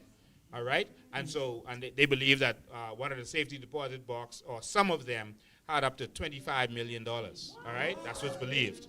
All right? So don't come mix me up. Because Thank you very much. I could do a documentary on y'all. That's We ain't right. talking about the Weisfest brothers. We ain't talking about 90 Knowles. All right? Thank you very much. Thank you very much. Because all them owe 90. That's why they run him out the country. A bunch of them owed 90 money, and they got rid of him so they don't have to pay back. And he ain't coming back Old home. politicians and regular politicians. He qualified to come back home But they ain't in signed a document. 2021, and they refused to let 90 Knowles come back home. Thank you very much. So if y'all want to continue to talk about that, then let's talk. Thank you. All right? But we could talk with the Weisfish brothers, and I showed the documents. It was $100 million in that case. That was funding the PLP. And that's the money where when you go to the PLP, they say, go to Brave, go to Brave. And Brave will give you the money, so then you get the reputation that he nice. But it's easy to be nice with other people's money. Yes. Yes. So the Weisfish brothers, they thought they were going to die. One of them was going to die. Yeah. All right? And he didn't die. He Thank you. miraculously came back to life. Almost impossible. And he still ain't dead yet. And they tried to offer him crown land for what was owed. Our crown land. Google it. You'll see it. All the files right there. They tried to offer him our crown land. But to who the was point, representing the Weisford brothers? Wayne Monroe. Thank you. That's why Brad can't do nothing with Wayne Monroe. Because he got all the bank. And I showed all those documents. Thank you. All right, on a previous live. So let's talk about the Weisfish brothers' money. All right. What about the Sheik money? Remember the Sheik too? Yeah, the Rachi, the Sheik. Oh. So we could go on. And then we could also start talking with Pintard, because he is not safe when it comes to these conversations also. All right? What went down with that murder for hire situation, he should not be the leader of a party in this country. But I don't want to spend today talking about politicians, but just so they understand. Thank you. You know what? I like what one elderly woman said to me, who was a hardcore PLP all of her life. And she said why she trusts me and she believed that I'm cleaner than all the rest of them. She said the reason I believe that is because we got this one civil case, and that's all they talk about all the time. Yes. And that means if they really had something on you, they would have been talking about it all the time. Thank you very much. But because they only talking about this one little civil case, that means they ain't got nothing on you. She said, that's why I can support you, because you're clean. And they dirty. They try to cover up their dirt. Thank you very much. You just talk and be open and transparent. And the fact that they keep repeating this one thing over and over means they ain't really got nothing on you that counts. And so that's what she said to me. Hardcore PLP says she giving the COI a chance this time. Thank you. Jesus here. And again, nothing changed. Nothing changed. We go live every Sunday at 5. If anyone knows anything about me, you can come and expose it live in front of the whole country. I've been saying that now for 5 years? Yes. Come in front of the whole country and expose it. I ain't talking about no political trolls, because that's all you hear stuff about me from. Yeah. The person, if I did something to you, man, come expose it, man, because I don't know about it. So you ain't going to call me privately. I'm an open book. Expose it publicly, so that it can be addressed. Because we need to make sure we have the best of the best in the house. All right? But so Lincoln, you know something? What I realizing, I'm in a lot of groups. Every time I say, let's talk national issues. Let's talk about the cost of living. Let's talk about the light bill. They can't discuss that. Everything coming, me, Lincoln, Charlotte, and COI, be like, hold on. The people are suffering. We tired with the same old thing over and over again. And you know what is so shocking? I wonder if this is how they fool our parents and our grandparents and our great-grandparents. Y'all realize that? They was never, ever addressing national issues. And Fred Mitchell, you, right? Senior man in the party. Listen to his message every Monday, Wednesday, and Friday. He talking about somebody. He's talking about somebody. Can't never address national issues. And I say, ain't none of them stand up in our parliament, never address the cost of living. They say, Mr. Prime Minister, please, the people of Bamboo Town suffering. The people in Andres suffering. They can't never tell Brave that. Huh? Because he gonna fire them. Bahamians. When I look at them in the house, y'all don't study them. We being in the house, I study them. None of them never stand up for the Bahamian people. You're right. Not one of them. Not one of them look at Joe Bet Colby Davis, the Honorable Joe Bet Colby Davis, and say, fix BPL. Why is this light bill high? Not one of them. Huh? Suffering. But not 7 women in Parliament could not stand up and say, Mr. Prime Minister, please don't put no VAT on feminine product for the women there. Not one of them. We have no voice in our Parliament. Huh? Our real issues, they are not addressing Bahamians. They need to address the real issues. Huh? These rents are high. Huh? Food are high costs. Not one of them to say, look here, we need to address this. My fellow Bahamians, God has shown me some stuff. You know, they pick up on them. Brave Davis have 2 sets of people. One set to take the tax and one set to give the benefit. So while he taking about, what's the name, Honorable Pierre Gloro, see how we gonna give these people a raise. Then he can call Halkidas, one, the economic man. He's going to call Simon Wilson, and he's going to call the tax man. What the tax lawyer name? Ryan Pinder. Let's see how we can take this money back from them. Huh? They are balancing it off. So when they give you something, they're going to take it back. Y'all better pick up. They're going to make laws to tax the Bahamian people. That's what they're doing. Let me tell you the biggest way they gave us and took us back. I was a police officer in the 90s. Yes. And all of a sudden, the civil servants was getting raises. We were getting that lump sum of $1,200 every year when Christmas time come. That's Ingram wanted that second term, you see? Yeah. And so we was getting fixed right up. Fixed right up. We thought that was so good, man. Ingram actually looking out for the people.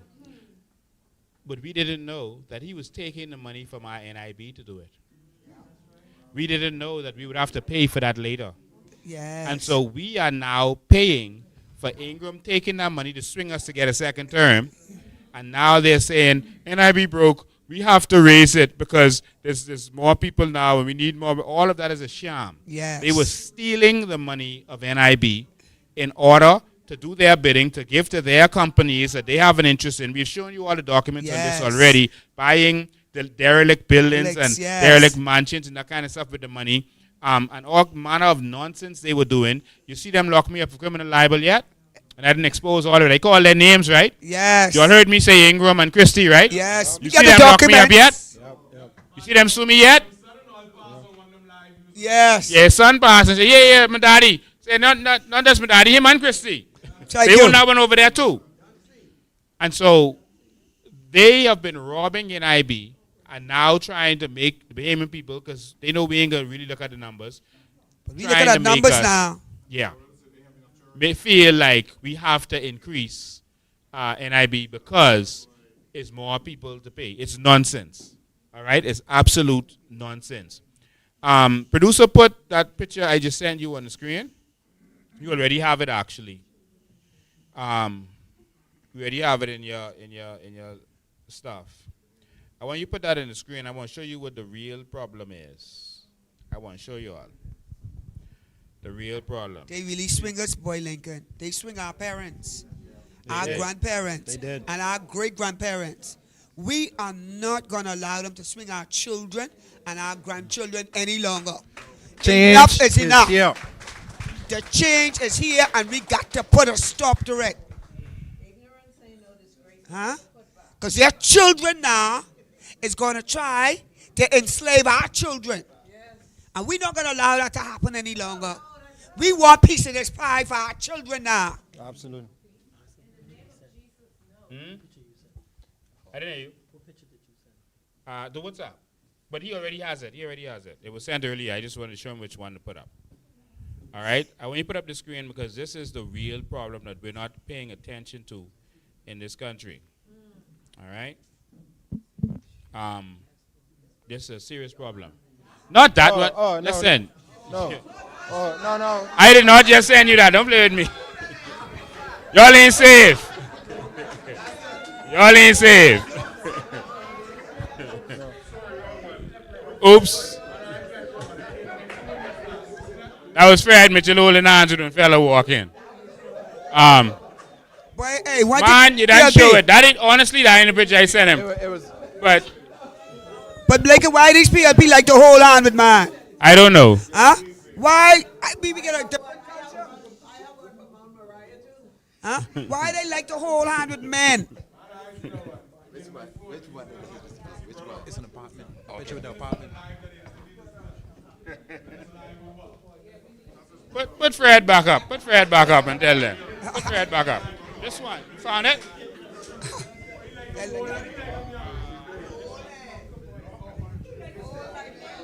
Bain is. All right. All right, there we go. There we go. There's the photo. Yeah. All right. Mr. Bain, dive in for us. The picture that you see is a one-bedroom apartment in a regular area. All right? I think there's Bozeman Down or something like that. In a regular area, that's no fancy area. $1,400. This on Facebook. $1,400 for one-bedroom apartment. Mortgages used to back in the day cost $700-800. Yeah. All right, $700. This is a one-bedroom apartment. Nothing. And they say still available. You know everyone going running looking for that. This is where we've come in this country. And they're destroying us economically. They're destroying us. Okay. The minimum wage is $260. $1,400 can't even touch that. Yeah. All right? And so I want you to see. Bahamians are being replaced. Yes.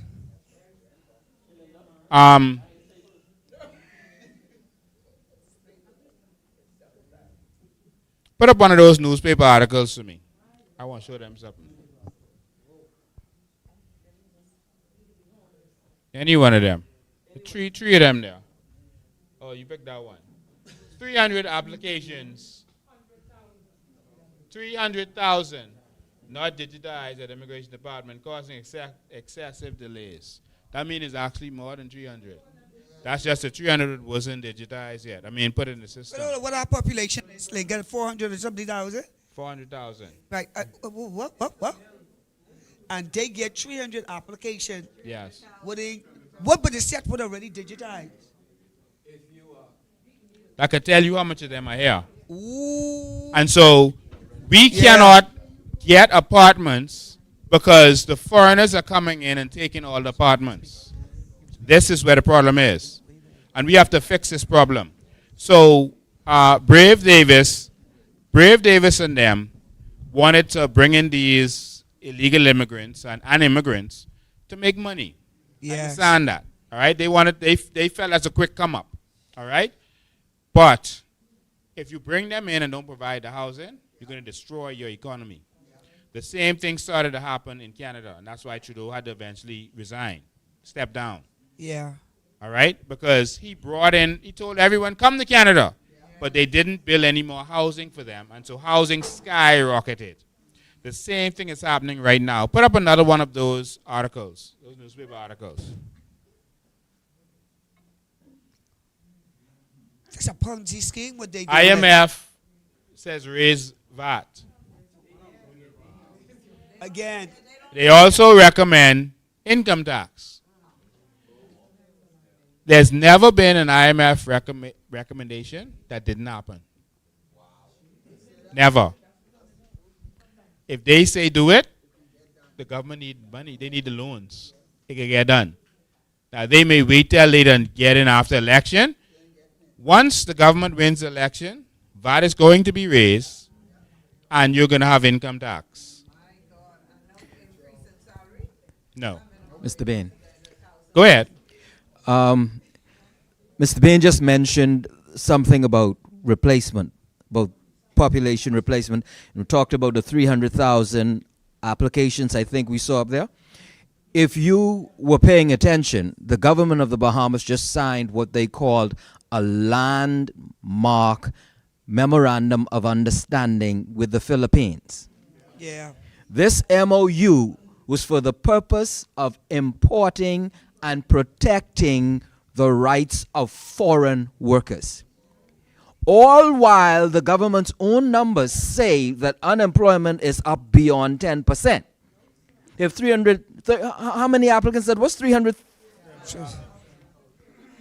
10% plus unemployment, a landmark memorandum of understanding to import workers from the Philippines. The Philippines have some 7,000 islands and millions of people. They are on a replacement path for Bahamians. They need to raise money, so I guess they can bring in millions of people to get VAT or whatever from them. The government does not have our best interest at heart. I totally agree. So I want to say, whether in a by-election or a general election, Bahamians, you must vote COI. Yes. You must vote for our future. Yes. They are interested in their pockets. We are fighting for our nation, our very existence. But hold on, Lincoln, hold on. His point, what he's saying, Lincoln, you see what he's saying? I just understand what he's saying. If they bring in the Philippines, they're going to be chipping into our employment block. Yes. They get these Haitian with a digitized application for citizenship. That's 300,000. Let's talk about the set they bring it in on work permit. That's another set chipping in to our employment status, Lincoln. So they get all of this.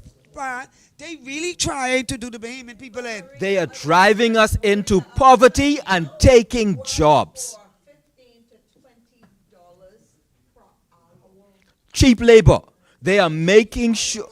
No, I'm talking I'm talking about the Filipinos. Oh, the Filipinos. They make $15 to $20 per hour for their long hair and their yellow mulatto skin, and everybody, all of them. We got to give you a mic. We can't hear nothing you saying. Grab the mic and give it to them. They don't care. Talk. So what I'm saying to what was mentioned about the Filipinos, they are coming in at a rate of $15 to $20 per hour. And you know, they're getting paid for their looks and all their presentation. And yes, ma'am, no, ma'am, they're very nice.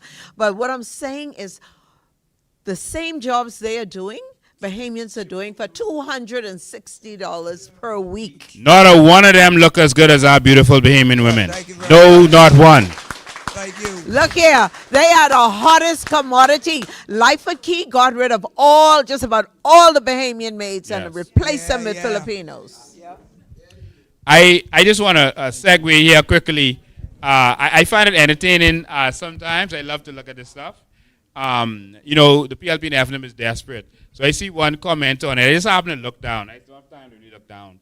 I look down and the person said, Lincoln Bain, your little boyfriend live in Abaco.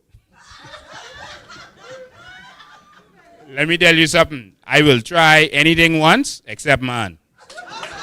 I ain't trying nothing with no man. Thank you very much.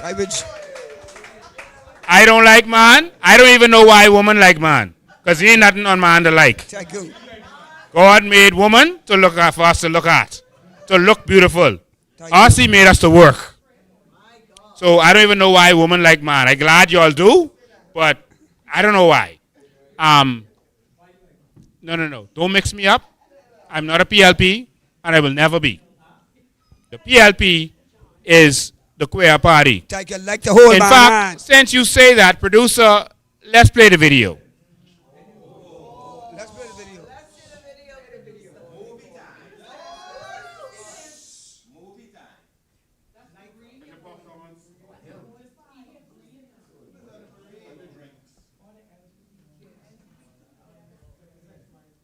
You know when you come for us, we always ready. Thank you very much. We get in the graveyard to get your business out of the graveyard. What you think you have high, we can pull it up. Come, producer, unleash the Kraken. Thank you. Unleash the information. Okay. He's a standby. So, you know, Fred Mitchell is in his glory because this is their self-proclaimed gay month, but not a day like it in our Thank you. country. Thank All you. right? We don't. All right, they're trying to work on something now. What did the late Miles Monroe said to Fred Mitchell? Don't take it to our parliament. Yeah. Keep it in the privacy of your home. Don't bring it to the Bahamian people. We don't want God strike us down like how you strike down a couple of people in the Bible.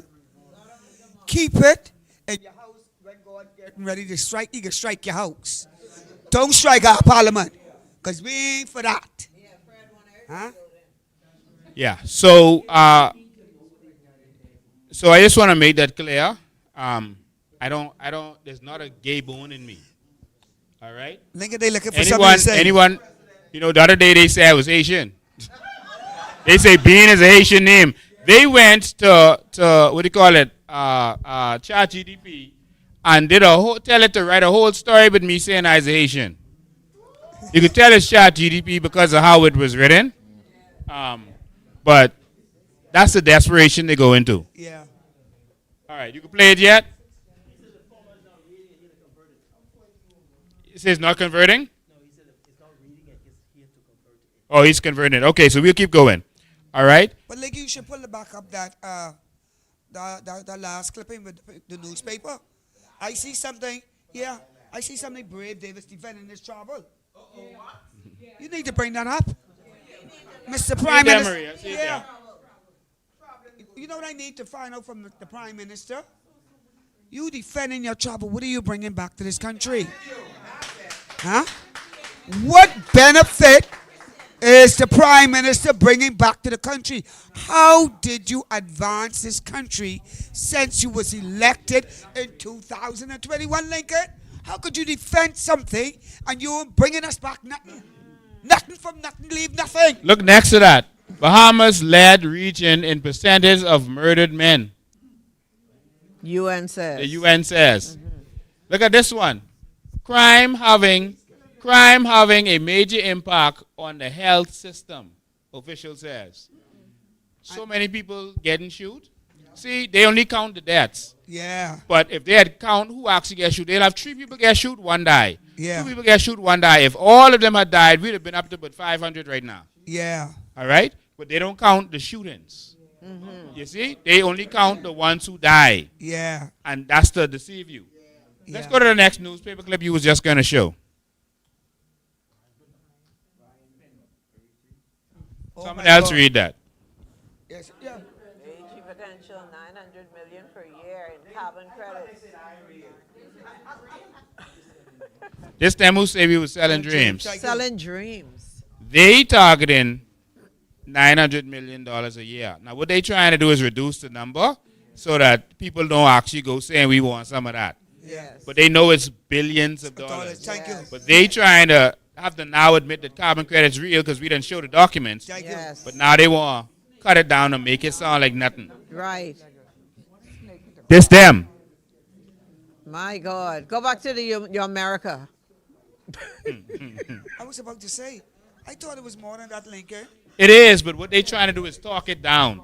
So we don't expect our benefits from it. They want to say, no, just let us pay the debt with it. Let us do some work, infrastructure work with it. Get out of here. But we don't want you all getting nothing. You see? So they trying to keep it down. Yeah. When that starts at 11 billion. He said something. What do you say? Fluctuate according to the market price. The buyer, this man, he know what he's doing. Yeah. You know you're doing lying, talking to Mike when you talk. Yeah. All right, Somebody so say fluctuate. I want to open the floor now for anyone who wants to say something, and I'm going to open the phone lines. We got a couple minutes left. So I'm going to open up the phone lines and open the floor. So anyone who wants to speak, you'll grab the mic and let them speak, please. And the phone line is 803-5995. You can call WhatsApp call or regular call. 803-5995. 803-5995. Come in the middle. Come in the middle. Live audience. Come in the middle. All right, good evening, everyone. Good evening. Is it on? Yes. All right, I actually have to definitely say something. Who are you? I am Charmaine Adderley, COI candidate for Golden Gates. Yeah. Amen. I can't sit back and say nothing concerning this whole move with Mr. Mitchell and how our young men seem to be exploited. They're vulnerable. A lot of them come from poor, needy backgrounds. Yes. So it's sad to see how they have been exploited Taking advantage and of. taken advantage of. My heart goes out to those young men. And I pray God will restore you, come out from among that mess. Tell that man, take whatever he has given you and let God purge you from that, because we need young men to stand for this nation. All right. Secondly, I am very disappointed with the Christian Council and how they have not stood. I believe I'm standing in the office as a minister of the gospel of Jesus Christ. There's something called right and there's something called wrong. Yes. I will never call right what God calls wrong.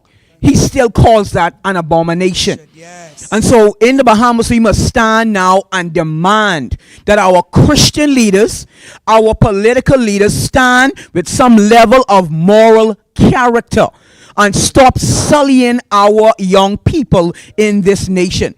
If you want to take a nation down, they go after the young men. Yes. And so I'm asking every man and all these young men who caught up in this whole web of mess, I pray God will bring you through and come out, because something had to happen to you for you to decide to go in that direction. And so I say to all of us today, we must stand for our nation now more than ever before. What Mr. McQueen says is a serious thing. And these people believe it's a game. This is a whole nation of people you're trying to eradicate because for whatever reason, you believe that this is the way you ought to do and do. The people who trusted you, man. The Bahamian people trusted these people. And this is how you do it. Understand there's a God who still sit high and he look low. I gonna cry to him. And he said, when the righteous cry, the Lord hears and answers. Change ain't coming. Change is here. We got a call on the line. Call you live. Go ahead. Thank you. Good evening, everyone. Mr. Bain, I have the following questions for you. Well, not questions, statement. In January of 2025, our unemployment had increased to 10.8%. Now, in July of this year, the Prime Minister in the news, Eyewitness News, says we have an uptick in legal migrants due to labor shortage in the Bahamas. That's in July. October 7, you have your friend, Mr. Fred Mitchell, signing an MOA with the Philippines to have work or labor come to the Bahamas from the Philippines. How is it possible if our unemployment is 10.8%, why are we importing workers? That's one. And two, if you are to win, when you win the government next year, are you able to repeal this particular policy or agreement? Well, I'll start with that. There's something in law called parliamentary sovereignty, and that means that no present parliament can bind a future parliament. All right? Because when we come in, we can undo anything that they did. Anything. There's nothing that they have done that we cannot undo. All right? That is the law. That's why they're terrified of us going in the house, because we actually know the law and have the courage to carry it out. Now, you talked about the 10+% unemployment. There's a couple things with that. The general unemployment numbers is not the big deal. The big deal is that you have almost 20% unemployment for young people. And that is an issue. Why is that an issue? Because normally young persons are hired faster than elderly people. They're the ones who normally get the jobs because they're cheap labor, and they don't have to be as qualified, and they're going to do what they're told. So young people are normally hired. So when the young people are not hired, that shows a grim picture. Now, if it is 10.8%, that means it is actually more, because they have a trick that they do in statistics, is that if you are not looking for job, if you have given up by saying, man, job out there, man, I just tired looking, they don't count you, even though you are unemployed. So the numbers are false numbers. It's skewed. So if the young person say, man, job out there, I ain't even looking, they ain't even count them. An older person who said, man, they ain't hire me, I can't find no job, they're not going to count them, even though they are unemployed. So the unemployment rate could be much more than they're actually saying, and that's the scary part. All right? So that's the problem. Okay, one more question before you go. There's the Construction Contractors Act that was passed in 2016. Now, we've been waiting on them from the past 10 years now to implement board members so that it would protect not just contractors, but also homeowners, subcontractors, basically, and Bahamians. My question to you is, why hasn't that board been established as yet? That's one part of it. And the second part of it is, when you become government, if this is not implemented as yet, would you consider putting local subcontractors from different family islands on that board to govern it when it comes to bids and everything else and workers? Remember, we're going to have island states and city government, so every city is going to have a say in who gets the contract. Every city is going to know who the good contractors are, who the crooked ones are. Yes. All right, so we're going to have island states and city government. So on the family islands, they're going to do their own thing. We're going to take power from Nassau and give it to those people. So that's really what we're gonna focus on. All right. So the reason that act is not put in place yet is because of corruption. That's right. A lot of the money that is stolen from the Treasury is stolen through these same contracts. All right, buildings, et cetera, et cetera. They don't want an act that's going to bring accountability to that sector. They want to keep it as the wild, wild west so they can continue to do whatever they want. And that's why you've been fighting for that for all this time. And you're not going to get that under someone like the PLP who, they're trying to give out contracts without procurement. You're not going to get it from the F&M that has so many of those big contractors who are there, funders, et cetera. So you're not going to see that. One last question on employment. Our our Employment Act does not recognize casual workers, but we have that as a big thing in Freeport, especially at the container port. What would your government do in order to put that in its right standing? Our act does not recognize casual labor. But we have been casually using that in Grand Bahama for over 2 decades now. So even though it doesn't recognize it, places like Container Port will hire third-party companies to bring in what they so-called casual laborers. They went from temporary employees to casual workers now. How does that is against the law? Yes, exactly. How does your government intend on dealing with something like that? If you look in the papers, the Tribune, I think in 2022, our government recognized and had a talk with the Freeport Container Port, and he said that they brought their casual labor down to 24%. It should never have been casual labor in the first place. What do you say to these third-party companies that is breaking the law openly? Because these are people that are going on these jobs, working year to year, but being refused the benefit. How do you intend on rectifying that? We intend on just applying the law. There's a lot of things that need to happen that is just that they're not enforcing it. The fact is the government cannot enforce that against any company because the government doing it too. The government in Grand Bahama is doing it at the Alukaya Hotel. And so they can't enforce it against anybody, and it's wrong and it's criminal and it shouldn't happen. All right? And so we're going to fix that. That is wrong. In terms of people who have to wait to get their letters, in terms of being permanent and pensionable, that is also wrong. After a year, they should have automatically become permanent and pensionable. But what they do is say, oh, but you got to wait on your letter. All right? And so that is wrong. That is evil. And we're going to fix that. And so if persons want to vote to continue experiencing that, then go ahead. But if you want us to actually fix that problem, then vote for change. Thanks for your call.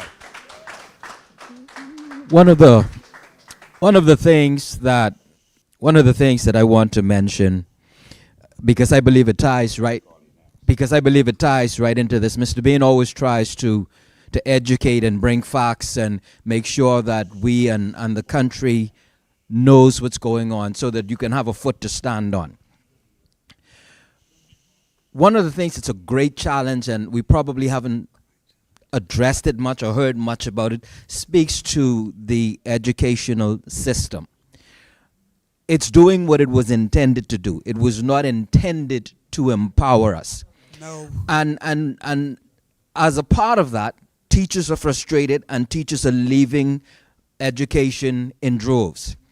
Students are becoming more violent, and their violence is spilling out into public spaces, onto busy streets, while the classroom continues to fail many of them, especially Bahamians who are becoming more on the fringe line, more disenfranchised because of a culture, changing culture that doesn't recognize, that does not approve, that does not speak to their identity, that does not speak to who they are, that does not speak to them as belonging, as being who they are and speaking to their ownership. The culture in the classrooms are changing. Our children are at risk. And the gay, lesbian, and the whole alphabet has been targeting our children. This is not by accident. When we see the gay and lesbian movement and they want their right to parade, children's eyes are watching. You might be amazed to know the trouble that we're facing in the schools in this regard with children. And so they destroy the home and they destroy the identity of who or what a boy is, who or what a girl is. I too, as a minister of God, stand against this. And I encourage believers to stand against this, because whether we recognize it or not, this really is a spiritual warfare, you know. That's right. This is a battle of good against evil. That's right. That's really what it boils down to. And for many, they may not realize that they have chosen a side. But they have, whether they realize it or not. You've either chosen a side with God and righteousness, and so you strive for that, or you've chosen the other side, and you strive for that. But there is no middle ground. And if we're going to win this, we have to recognize that this is a God move, and Yes. we cannot exclude him. If you are a praying person, you better pray. If you are a believing, you have to stand on the word of God, on the truth of God. And there is no scripture that validates that movement. That's right. It's not a community. It's a lifestyle that God condemns, and for good reasons. Thank you. 2 men can't carry on children. That's right. Two women by themselves can't carry on children. Thank you very much. When you destroy God's union, you destroy That's life. right. You destroy the blessings of life. And so we have to understand this is far-reaching. And so this is a fight for our nation on so many levels. Next So generation. many fronts. And we are standing on the front lines, and we want you to stand with us. We want you to fight with us. Before I go to our next call, I had to go get this book. All right? This is the book that Michael Pintard and Fred Smith and Louis Georges them put out there. All right? Michael Pintard said he was a PR person or whatever. He did the stuff for the Save the Base and all them, who was responsible for these kind of lying books. This book shows lies against the Bahamian people, treason, showing them having immigrants bite with dogs, showing children being beaten, abused, and bloodied. Children. You hear me?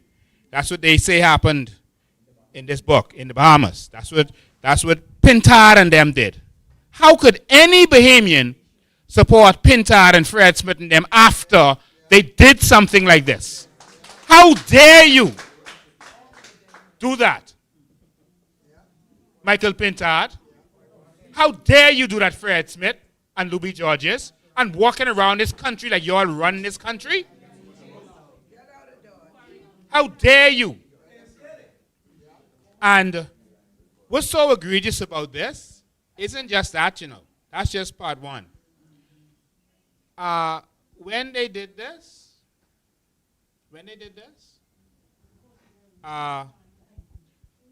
you know who the Minister of Immigration was? Fred Mitchell. Fred Mitchell didn't send the police for them. But Fred Mitchell won't send the police because you asked him what's going on at the Ministry of Finance. What's going on at the Ministry of Foreign Affairs, sorry. What's going on with these boys? How come, Fred Mitchell, you didn't see the importance that our country was being defamed? That you, as the minister, was being defamed? But you worried about the fact that we caught on to you? That you having our money being spent on these young men who we feel are unqualified? So that you could have a boy everywhere you go? Meaning young man, everywhere you go? You mean special friend, eh? With a special friend. Wait, let me get this. It's holding on the line for a little while. Let me get this person on the line. Then we get inside here. Caller, you're live. Go ahead. Hello. Yes, you're live. Hi. I just want to say I want to commend you, Lincoln, for all the hard work and efforts you had put in. I've been watching you since the beginning of the year, last year into this year. I'm actually calling from Canada, and I want to know if there's any way that Bahamians can vote for the coalition from Canada. But only if you are in school or you work for government, you can vote there. But if you don't, you have to actually come to the Bahamas to vote. Okay. Yeah. Okay. So register for a night school or something? Well, I'm a resident here, so I just wanted to know, persons who are residents, we have to come home? Yes, you have to come home unless you're in school or you work for government. So like I said, register for some night classes or one certification or whatever, and then register to vote, and then you're good to go. If you're already registered, then you just let the embassy know you'll be voting from there, and you're good to go. I just taught you a cheat code. Thank you so very much. And like again, I said, you're doing a lot of good work. You're bringing facts to the Bahamian people, and that is what we weren't getting, the awareness of what's going on in the country. Yes. And because you're bringing that out, you're bringing awareness. And me, I voted both PLP and FNM, and right now I am going all the way with coalition. I have to take I am going coalition. I'm looking for my t-shirt. When I come to the Bahamas, I come in straight to the headquarters. Yes, we'll be here every day, all day. Okay, thank you so much. Sign up for one sewing class or something, and then register to vote. You just go right over there. All right. Okay, thank you so See you much. later. All right. Someone here, go ahead. Yeah. First of all, I would just like to thank. Well, my name is Brian McCarty. I'm from Marathon, the Marathon constituency. Like I say, I would like to thank the COI for coming forth at this time in this 21st century. This is the best thing. Let me say this to you Bahamians out there. I'm not talking about organic Bahamians, not no half-breeds out there. They are half-breeds, not Bahamians. Okay? I hate to hear the people talking about Bahamians. They are not Bahamians. How could I be a Bahamian Haitian? I will not take that name. Okay? Let me say this to you, you Bahamians. Look here. Don't be afraid of what's out there, because there is only a bunch of crap, I call them. And I'm not afraid to say that. Because why? I stand here today for 8 children, 1 grand, first one. And look here, I will not go to the grave and know that this bunch of crap is still governing my children and my grandchildren. If y'all don't make the right choice this election and do the right thing, y'all will be in desperate trouble in the years to come. Trust me on that. I've been voting in this country. This is my country. This is my Bahamas. And I will go down in the grave for this country.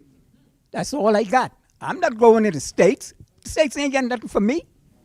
I'm not going to Haiti. Definitely. That ain't for me. I'm not going. You can't go to Haiti and do nothing. No. Their law protects their country. They will kill you. They will chop your head off and burn you in the streets and probably eat you too. Okay? What I see. But what you see here, this is what you call the organic Bahamians. Bahamians with common sense to lead you into the promised land. The promised land is coming, and I felt that I thought it was going to happen in the last election, but it didn't. And I believe what's going on right now with my brother here, I call him my brother because he's the brother in the Lord, Brother Lincoln. You heard his story. He mentioned his story over and over again. He was supposed to be dead.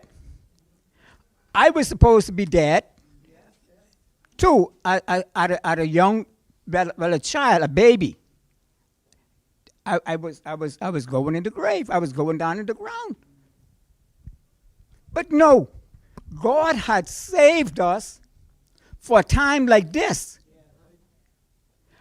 I'm one with a voice, and I'm not afraid to speak out. I wish every Bahamian had the guts. The men. See, it's the men. God put the men there. Yes.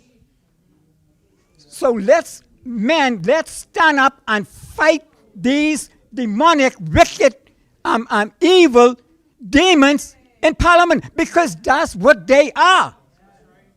Davis is a 33 degree, the highest. What is that? Under the quote unquote Christian council. It's demonic. And that's what we get in leadership. The devil is running our country and we don't know it. Many Bahamians don't know it. Let me tell you something. When I speak with compassion, and I mean that. And I mean what I say. So let's stop being cowardly. Let's take these people. I'm 60 years old and I've been voting for a long time. I was voting for F&M and I thought I was voting for something good. Yep. But come to find out, in my old age, I realized that they didn't wear the crop. They wasn't for the Bahamian people. Bahamians, wake up, and wake up. Let's vote for change this time. Yeah.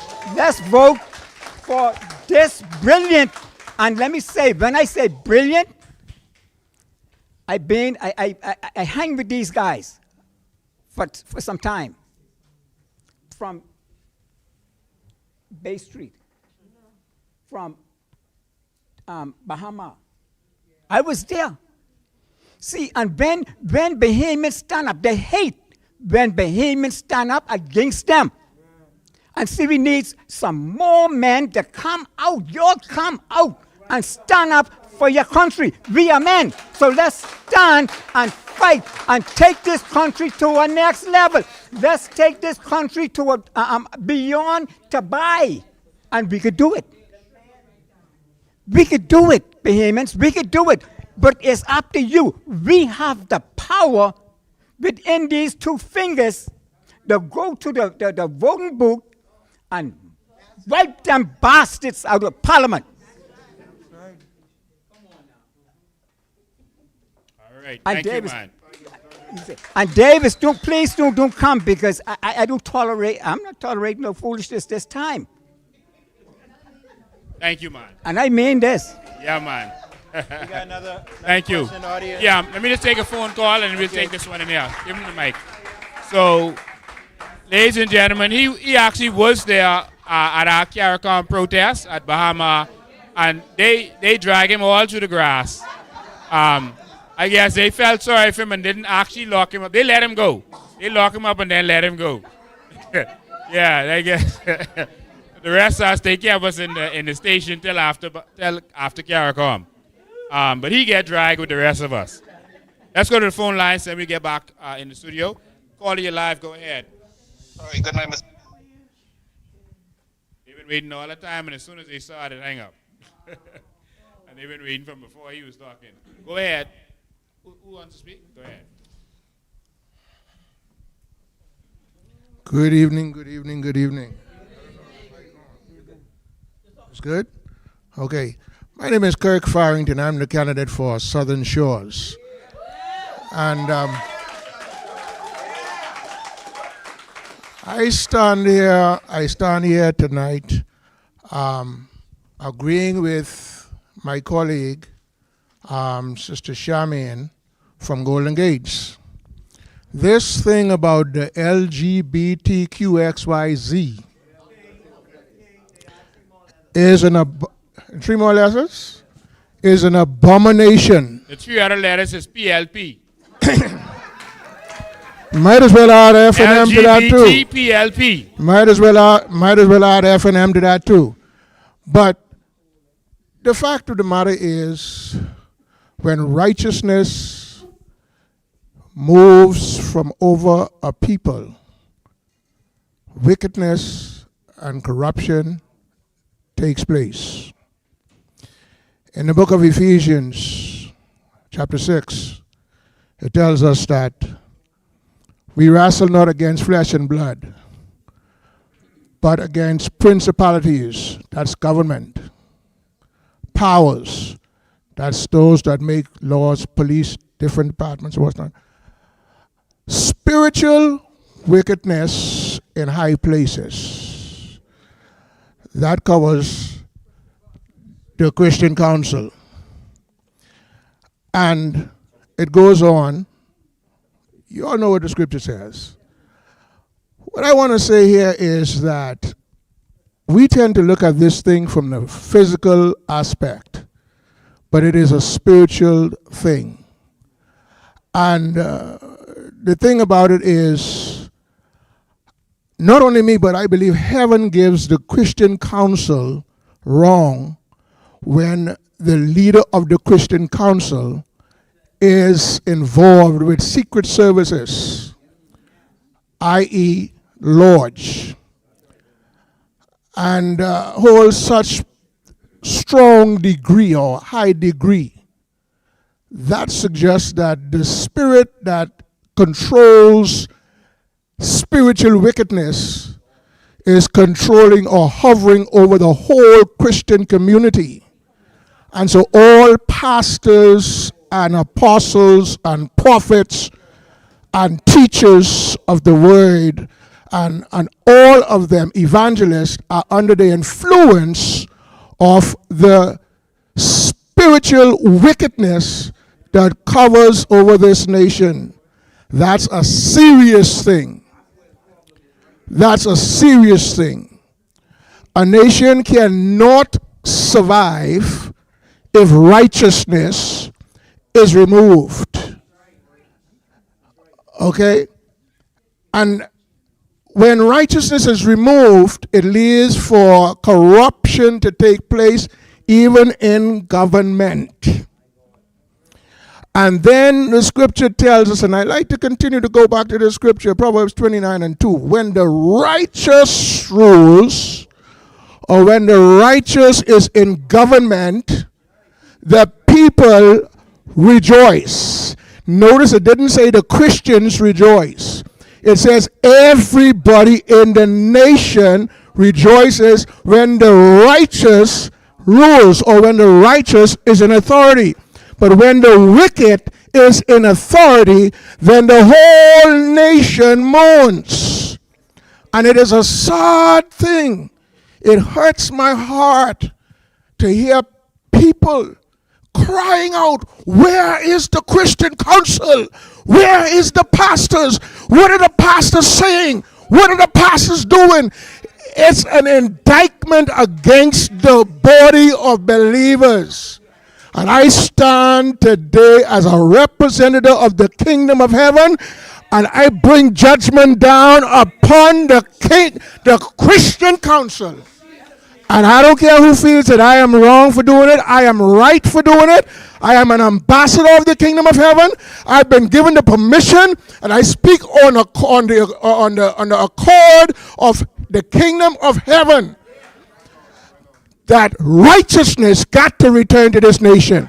And what this nation needs is to have a ministry of counsel in government that oversees the entire Christian organization, including the Christian Council. That brings under consideration all the wickedness that is taking place, even in the churches, where pastors are molesting young boys and molesting young girls. Bring them to justice. If there's evidence proving it, bring them to justice and cause them not to no longer function in this country in that capacity. There must be place for the kingdom of heaven. There must be place for righteousness to return to this nation. And that's my 5 cents.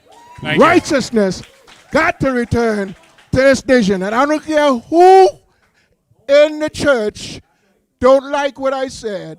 I stand as a voice of the kingdom of heaven, and I make this declaration that righteousness is coming back to this nation, and this people shall rejoice.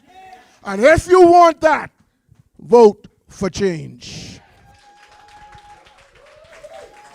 All right, thank you so much. Let's go back. Let's go back to the phone lines. Good evening, calling you live. All right, good evening, Mr. Bain. Good evening, COI.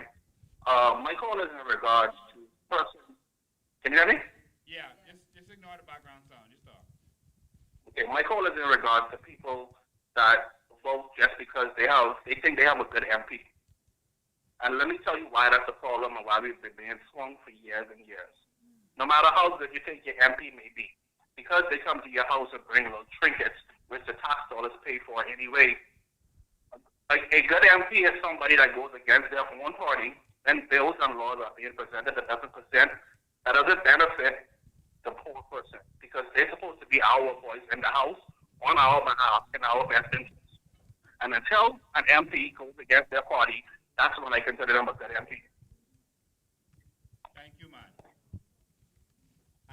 I want to answer this, and I'm going to answer this because a lot of people are deceived by the notion that at this time you should vote for the person.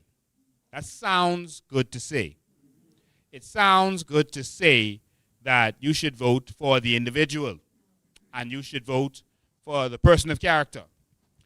That has never worked in this country, and it will never work, because the MP can only do what the party tell them they could do. So don't be deceived by saying, oh, the MP just do some good stuff in the community, but your country is suffering. You're dying in the hospital. You can't get a new hospital. Yeah, they mowing the lawn in the park. They giving out some free stuff from your money, your $150,000 a year. They giving out from your money to do some trinkets back to school, you think they're good? That don't make them good, because you can't afford to buy groceries. If you have to go on a line for backpack and books, your government has failed. They failed. So I've heard, one time, I keep saying this, Glenna Sanaman was talking to me, and she was saying, Lincoln, when I came in, I had so much zeal and so much inspiration to do certain things. And she said, when I finally got in, I realized you can't do nothing you want to do. You could only do what the party say you could do. You have to just fall in line. There's nothing you can do. She said this to me. And she said, no matter what you see going on, you just got to leave it. And you only do what you get permission to do. I say, but Glenn, but you still there. You see? So some people say, they want, an MP that have stuff in the community. They'll cut down the bush, et cetera, et cetera. You want them cut down the bush, but crime is going out of control? You want them giving out backpacks while you can't get good road to drive on, while your house flooding, while the country is going to hell in a handbasket, while they flooding the country with illegal immigrants? It's not about the MP. You have to vote for the party that has a plan to take this country forward. It is not about the individual. Some people say, you need these lawyers and doctors and qualified people, etc. What has that brought us so far? All the doctors that have been in the House of Assembly, how many hospitals they build? No, not one. No, not one. All the doctors, you all had qualified people? You mean Dr. Sands couldn't think that we need a hospital? The only hospital built was built by the UBP that didn't even have a doctor among them? Not that I can remember. The UBP built Princess Margaret Hospital, and the FNM and PLP built one hospital with all those qualified people. With all the qualified people they promised us last election in the PLP. You mean after 4 years, y'all still ain't built a hospital? Y'all don't even have the promise of a hospital. They build in one clinic and keep saying hospital to make people think they build a hospital. That is a maternity clinic, not a real hospital. All right? That is not a hospital for women. That's for women who are pregnant. If you have high blood pressure or heart problems, they can't see you there. All right? I spoke to a maternity nurse this week. She said to me, Lincoln, this is serious. You all taking this for a joke. She said, of 20 babies that they've been having a day in the hospital, 16 are foreigners. She said 16. And she said, what is shocking her is that they are getting, as far as she can see, the NIB contribution for live birth. As long as they have the live birth. I said that's not right. They should have contributions in order 50 contributions to that. She said no. They are writing it up with the 52 contributions and they are getting a live birth. If that is going on in this country, you can see why we're in trouble. And so if those numbers continue, we're in trouble. Why? Majority rules. So you could talk about voting for some individual. I was having a conversation about, while we was on our campaign on Saturday, we had a massive turnout campaigning in Golden Isles with our candidate, Mr. Brian Roll. All right?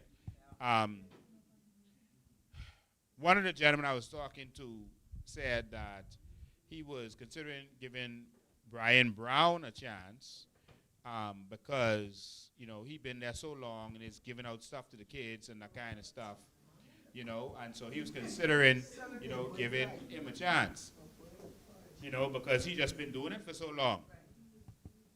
There's a couple of things. One, of course, Brent Simonet and the Hollow West Coast and all these people who are going to benefit will give some money to their puppets in the communities to give stuff out so people could like them, so they could get voted in, so they could make the big billions. So don't be impressed by them taking either one, our treasury money, and two, money from contributions from these people who are looking to make that money and doing a couple little stuff in there. They're giving you crumbs to make the billions. They are keeping you not aware of what you are valued. They're keeping you, making you think that you don't deserve nothing. The next thing about that is that I told him, Brian Roll can't do anything for this nation. Brian Brown. I mixed up the other one last time, now I'm mixing up this one. So I guess they have something else to spread on social media now. I like the free promotion. So I told him Brian Brown is not going to be able to do anything for them. Why won't he be able to do anything for them? He is just a pawn, a little small fish in this big ocean. He's a pawn on that table. And so he can't do nothing for that community. He can't. And so we have to understand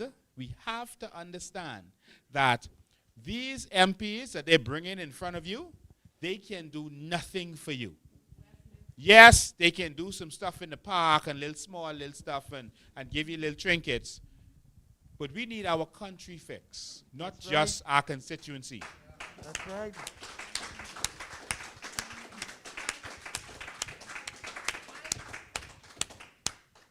You know, I was having a conversation with someone. They keep us so poor and small-minded that we don't know what's going on around us. We don't know the value of what's around us. That's right. Someone came to me today and said, do they have granite in the Bahamas? Just a few minutes ago. Did they have granite in the Bahamas? I was like, yeah. Marijuana. They say rum key too. I said, yeah. But marijuana is in large quantities. Say, we have all these things in the Bahamas? I said, yeah, I can't talk about every natural resource every time I talk, but we have a lot. You realize that us as a people was driving past Paradise Island every day. The whole western side that had all that green in it was Crown land. We never thought to even apply for that. We thought that's out of our reach. We never even think to look at that. We drive past it and we don't even think. As far as we're concerned, we can't buy property in Pintard. I ain't even gonna look over there. Yeah. They keep your mind so small That's right. that you don't think you deserve anything. And that's why if someone comes, when the PLP came out and talked this $100,000 talk, that sound crazy. When we came out and said, you know, we could do that and more, it sounds crazy. Because they keep you used to having nothing. How all us was driving past Paradise Island and never thought to think. And then a foreigner will come right here and say, hey, that's empty land. I wonder what I could do with that. Yep. We have to change our mindset. It's time for us to rise. It's time for us to rise from being slaves and being workers. We don't have to be the workers. I don't have much conversations about employment and minimum wage. I have zero interest. When you empower the people, that's right. Jobs are an automatic. Jobs is a symptom of an economy that is growing. Thank you. The problem in our country is we don't own this economy. That is the vision that I have.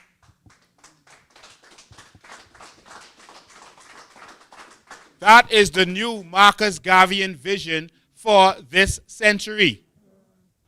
That we don't have to be the slaves. W.E.B. Du Bois and them was training our black people who's just finished being slaves to be workers. He said, you got to train them to be workers. Marcus Garvey said, what y'all doing? No, we need to own the plantation. That's right. Look at what they did in the Cameroon plantation. They bought the plantation from their master. Tell them they could pay him in 5 years, you could take it back. And they made the money. That's right. Now there's some wealthy people in America, but they don't tell you about them because they don't want you to see that example. Yeah. They bought the plantation, the slaves. Yeah. And after they did it, they had 177 more black people that bought plantations. Big plantations, but they don't tell you these stories. Because they want you talking about job.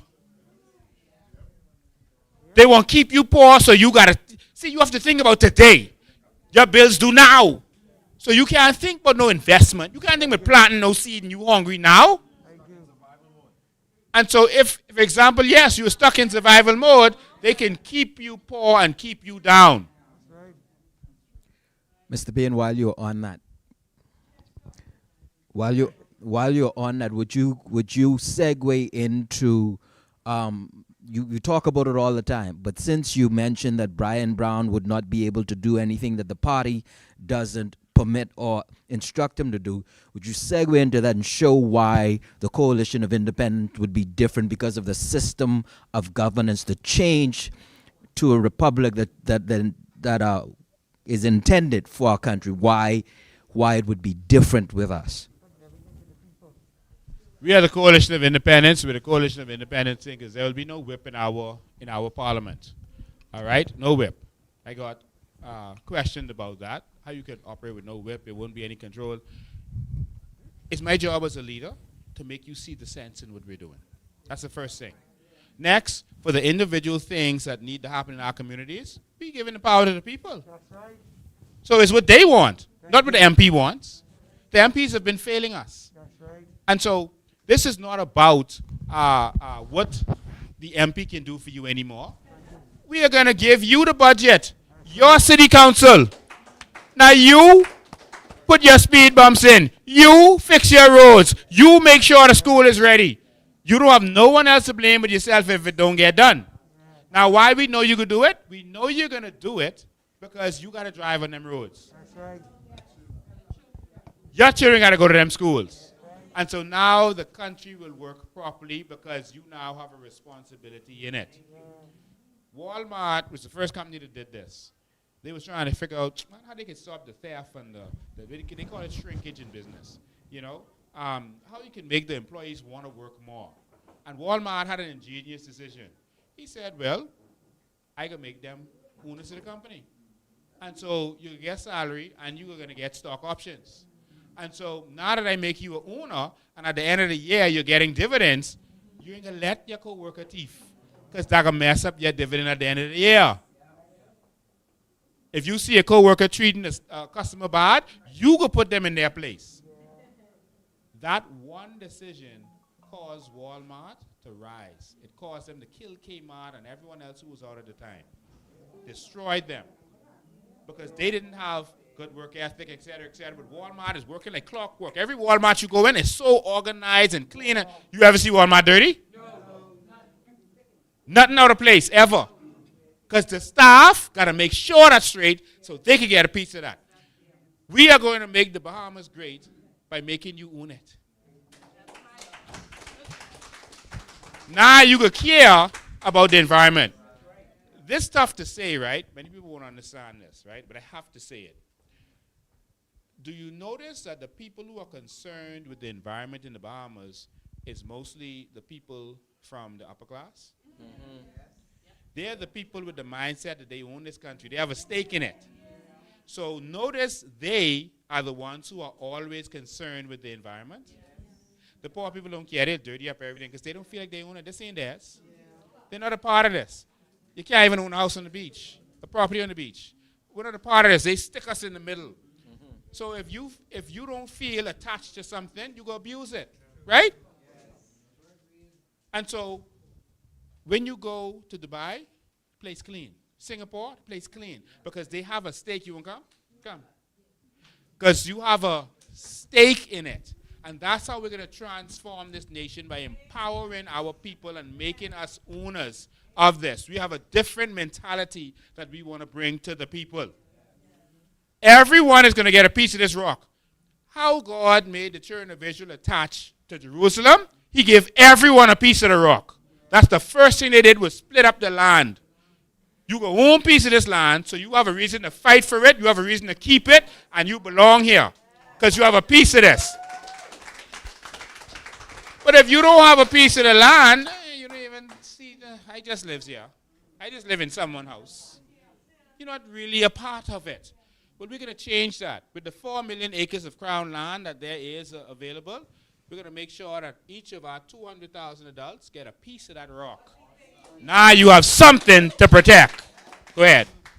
Blessings, everyone. Olivia Ingram Griffin, Freetown candidate, next MP and representative, right? I just wanted to say I agree with you, President, wholeheartedly, except for that portion about Yeah, the persons who are upper class, they're different or whatever the mentality. If you go in Life Key, for example, you're not going to throw anything out of your car. You're going to find a way to come out of the gates, go back to the inner city, and then you might throw that out of the car. Might, that's the operative word here. Might throw that out of the car. So I don't think it's because you feel like you don't own or it's not yours. I feel it's your mentality. I feel as though it's your brought up seat.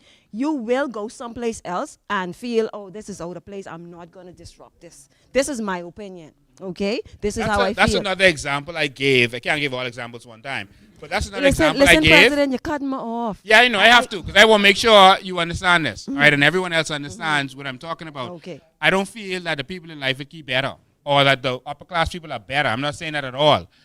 What you're talking about is a principle that I did in my stores when I was in a retail business. I told them, if you keep the bathrooms clean, and if that is always a clean environment, when people go in that bathroom, they're not going to be the one to mess that up. That's a psychological thing. All right? So that's really how that works. But if you go in a dirty bathroom, yeah, you can mess up the seat and you ain't going to worry about that. You can drop the tissue and you ain't care about that. But if that is clean, you're right, you leave it how you meet it. And so that is what I'm talking about. But in terms of the environment itself, and even the plants and animals and everything on it, those people who feel they have a stake in it, they normally are more inclined to take care of the thing if it belongs to them or if they have some affinity to it. Go ahead. Who are the ones who are taking care of in the hospitality industry, for example? Not the owners, not the white man, not the rich folks, right? The workers, right? Yes. Those are the ones that are keeping the place, I guess, friendly enough or welcoming enough, clean enough. Yeah. Right? So I feel as though, yet again, it kind of differs. Those are the ones. So they may know how to take care. We don't have stake in it, but we know how to take care of it. How now can we just embrace that feeling of it's ours, but not ours? Thank you. Exactly. Okay, so my roundabout saying is I do not feel as though it's because of what you have. I feel as though it's your brought up seat. It's a mind thing. I want to go stray off a little bit. I went to 2 funerals yesterday, right, in my constituency. 23, very young, and one was 54. That's the big one that was shot right there on Sutton Street, St. James Road. Sorry. And in going there, it made me to realize the persons that come and they put themselves forward, it's a lot of glitz and glamour going on with it. I'm not that type of person. I'm not going to go there and just take advantage of someone in such a vulnerable state. Yeah. A lot of persons were doing some things, and I'm just looking and observing and feeling as though, are you really walking around canvassing and really seeing what's going on? You wouldn't be sitting here talking about, and this is the... No, you're going to come give them 2 cases of soda and say, all right, tap on the shoulder, that's fine. Another example, a lady, I was speaking to her at this very same funeral. My daddy, I could call him, that's my daddy, Diagula, for example. I can call him, he's in the public domain. He's my daddy. I could call him. He could give me a couple dollars right now if I call him. I say, miss, are you serious? Do you know who daddy is? That's giving the example, okay? Yeah. You have to serve with a higher purpose. This isn't, we just passing through, right? For example, I went to a midday service, and the pastor was trying to tell us, go ahead and live for what's afterlife. I'm saying, but we have to get there. We have to leave the place better. We're not passing the baton. We're not doing anything for our generations to come. Okay? We had a lady who came in there, and she was telling me about some issues she had. She had to choose between toiletries or her feminine products. For the household, she chose the toiletries, that's the tissue paper, and guess what she used as her feminine product? Thank you very much. This is what's happening. This is true issues. And this is what we need to be speaking up on. Not all this glitz and glamour. Okay? Not about persons and who has a stake in this and stake. I feel as though we all have a stake in it and we know how to act. We know what's for us, But we just have to be honest with ourselves. You deserve it. You deserve it. Your children most definitely. None of us asked to come here. None of us asked to come here. Our children for sure did not ask to come here. Let's do our best for them to thrive. Man, the struggling has to stop. It's unnecessary. It has to cease, desist. Don't leave this country worse or the same way you met it. Please. All right, thank you.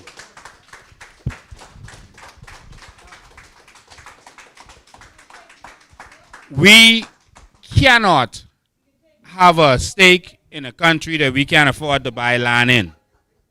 And what has started to happen over the years is they keep moving the bar. And capitalism automatically moves the bar so you could never catch up.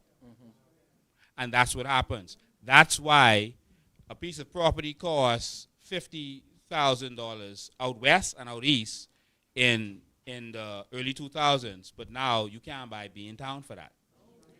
And so, and no one could afford to get a loan for a $50,000 property by themselves now. You can't qualify. And so this is why we have to put general policies in place to empower our people, to make all of our people stakeholders in all of it. Because if you can't afford to be a part of this, I like what Sir Lyndon Pinlin said. Sir Lyndon Pinlin, when they asked him, what is a Bahamian? He didn't talk with John Canoe or Reagan Scrape, you know. He didn't talk with Kung Salad. He said, it's a person who owns a piece of this rock. You know why that statement was so powerful? It's because foreigners could own a piece of the rock. Now remember, he had in place at the time the Removable Properties Act. So you had to be Bahamian to own a piece of this rock. All right? Unless you did it through some investments or some special scenario. We have to make sure that, one, all of us have a stake in this. In the land, one. In the economy, two. If we are the ones building the economy, the money is going to stay here. The majority of the money made in this economy is not even a part of our GDP. $13 billion GDP? No, man. Royal Caribbean making $10 billion. Carnival making $20 billion. How much billions Atlantis and them making? But the problem is the money, we just say the money don't stay here. It ain't about the money staying here, you know. The money never comes here. Because when you book that room, you book that overseas. And that money never came to us. That cruise ship, that money was booked overseas. Even when they pay for the little excursions they have on land, they pay for that overseas with the cruise ship. The cruise ship gets 60%. And the Bahamian entrepreneur who providing the service gets 40%. Boy, it'll be changed when we get in. And guess what? They don't have a choice. They don't have a choice if they want to offer to their customers. We got to fix this. So we had an amazing day today. We had a good one today. We appreciate it. We can do the same thing next week. We're going to do this every week to inform the people. We're going to be going every day into Golden Isle. So those who want to come with us, let's go. So we'll be going there at 5 o'clock. So if you want to be... So tomorrow at 12. All right, tomorrow at 12 we going. It's a holiday, but we going in Golden Isles. We got 60 days to election, so we ain't playing with this. All right, so for every supporter who's a part of this, you want to join us, we could be there tomorrow at 12. Tomorrow we're going to be right... if you're heading west on Carmichael Road, the corner on the left, right before you get to the park or the roundabout, we could be in that area. All right through that corner. So just go right through there, and you will see us there, 12 p.m. tomorrow. What is it? Lake Road, L-A-K-E. Lake Road, L-A-K-E Road. All right, so we'll be there. We're going to be touching every door. We're going to be touching all of that community, every single part of it. And so we have to win this election and the general election. We want it all. All right? We want to run them out of town. We've had enough. We just got to try something different, man. Let's just see if we could get a hospital. Let's just see if we could get crime down with real solutions, with politicians who ain't caught up with the criminals. Let's just see. Yeah, lady here says she want to buy steak in the food store. They intentionally keeping prices high in the food store so that they can make more money off VAT. That's how they were able to not increase VAT, by making sure the prices in the food store was high. All right? And so making sure your electricity is high, they're making more VAT. The price of everything is high because they want to make more VAT. And they was able to say, see, we didn't raise VAT when we came in. But the price of eggs went from here to here. The price of bread went from here to here. The price of gasoline went from here to here. Everything went up. So they didn't have to raise it. You see? That's the trick. They wanted to raise NIB. They found another way. See, they play with numbers to get more NIB. They increased minimum wage. That wasn't for you. That was for them to make more from NIB. All right? Because now you can pay more NIB. All right? Everything they do is a trick. So you have to look for the trick when they're doing something. Look for who making the money from it or how they benefiting from it. All right?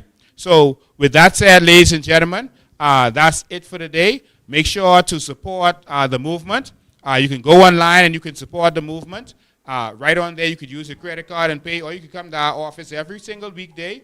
We'll be here, and you can fund the movement. If you want to join and pay your dues, you can come and be a part of this. Every organization has to raise funds. The PLP raises funds, the F&M raises funds, and we have to do the same thing. You know, some of them will say, oh, you're supposed to come with your money. I don't want you to think for 1 second that Brave Davis them use their own money for election.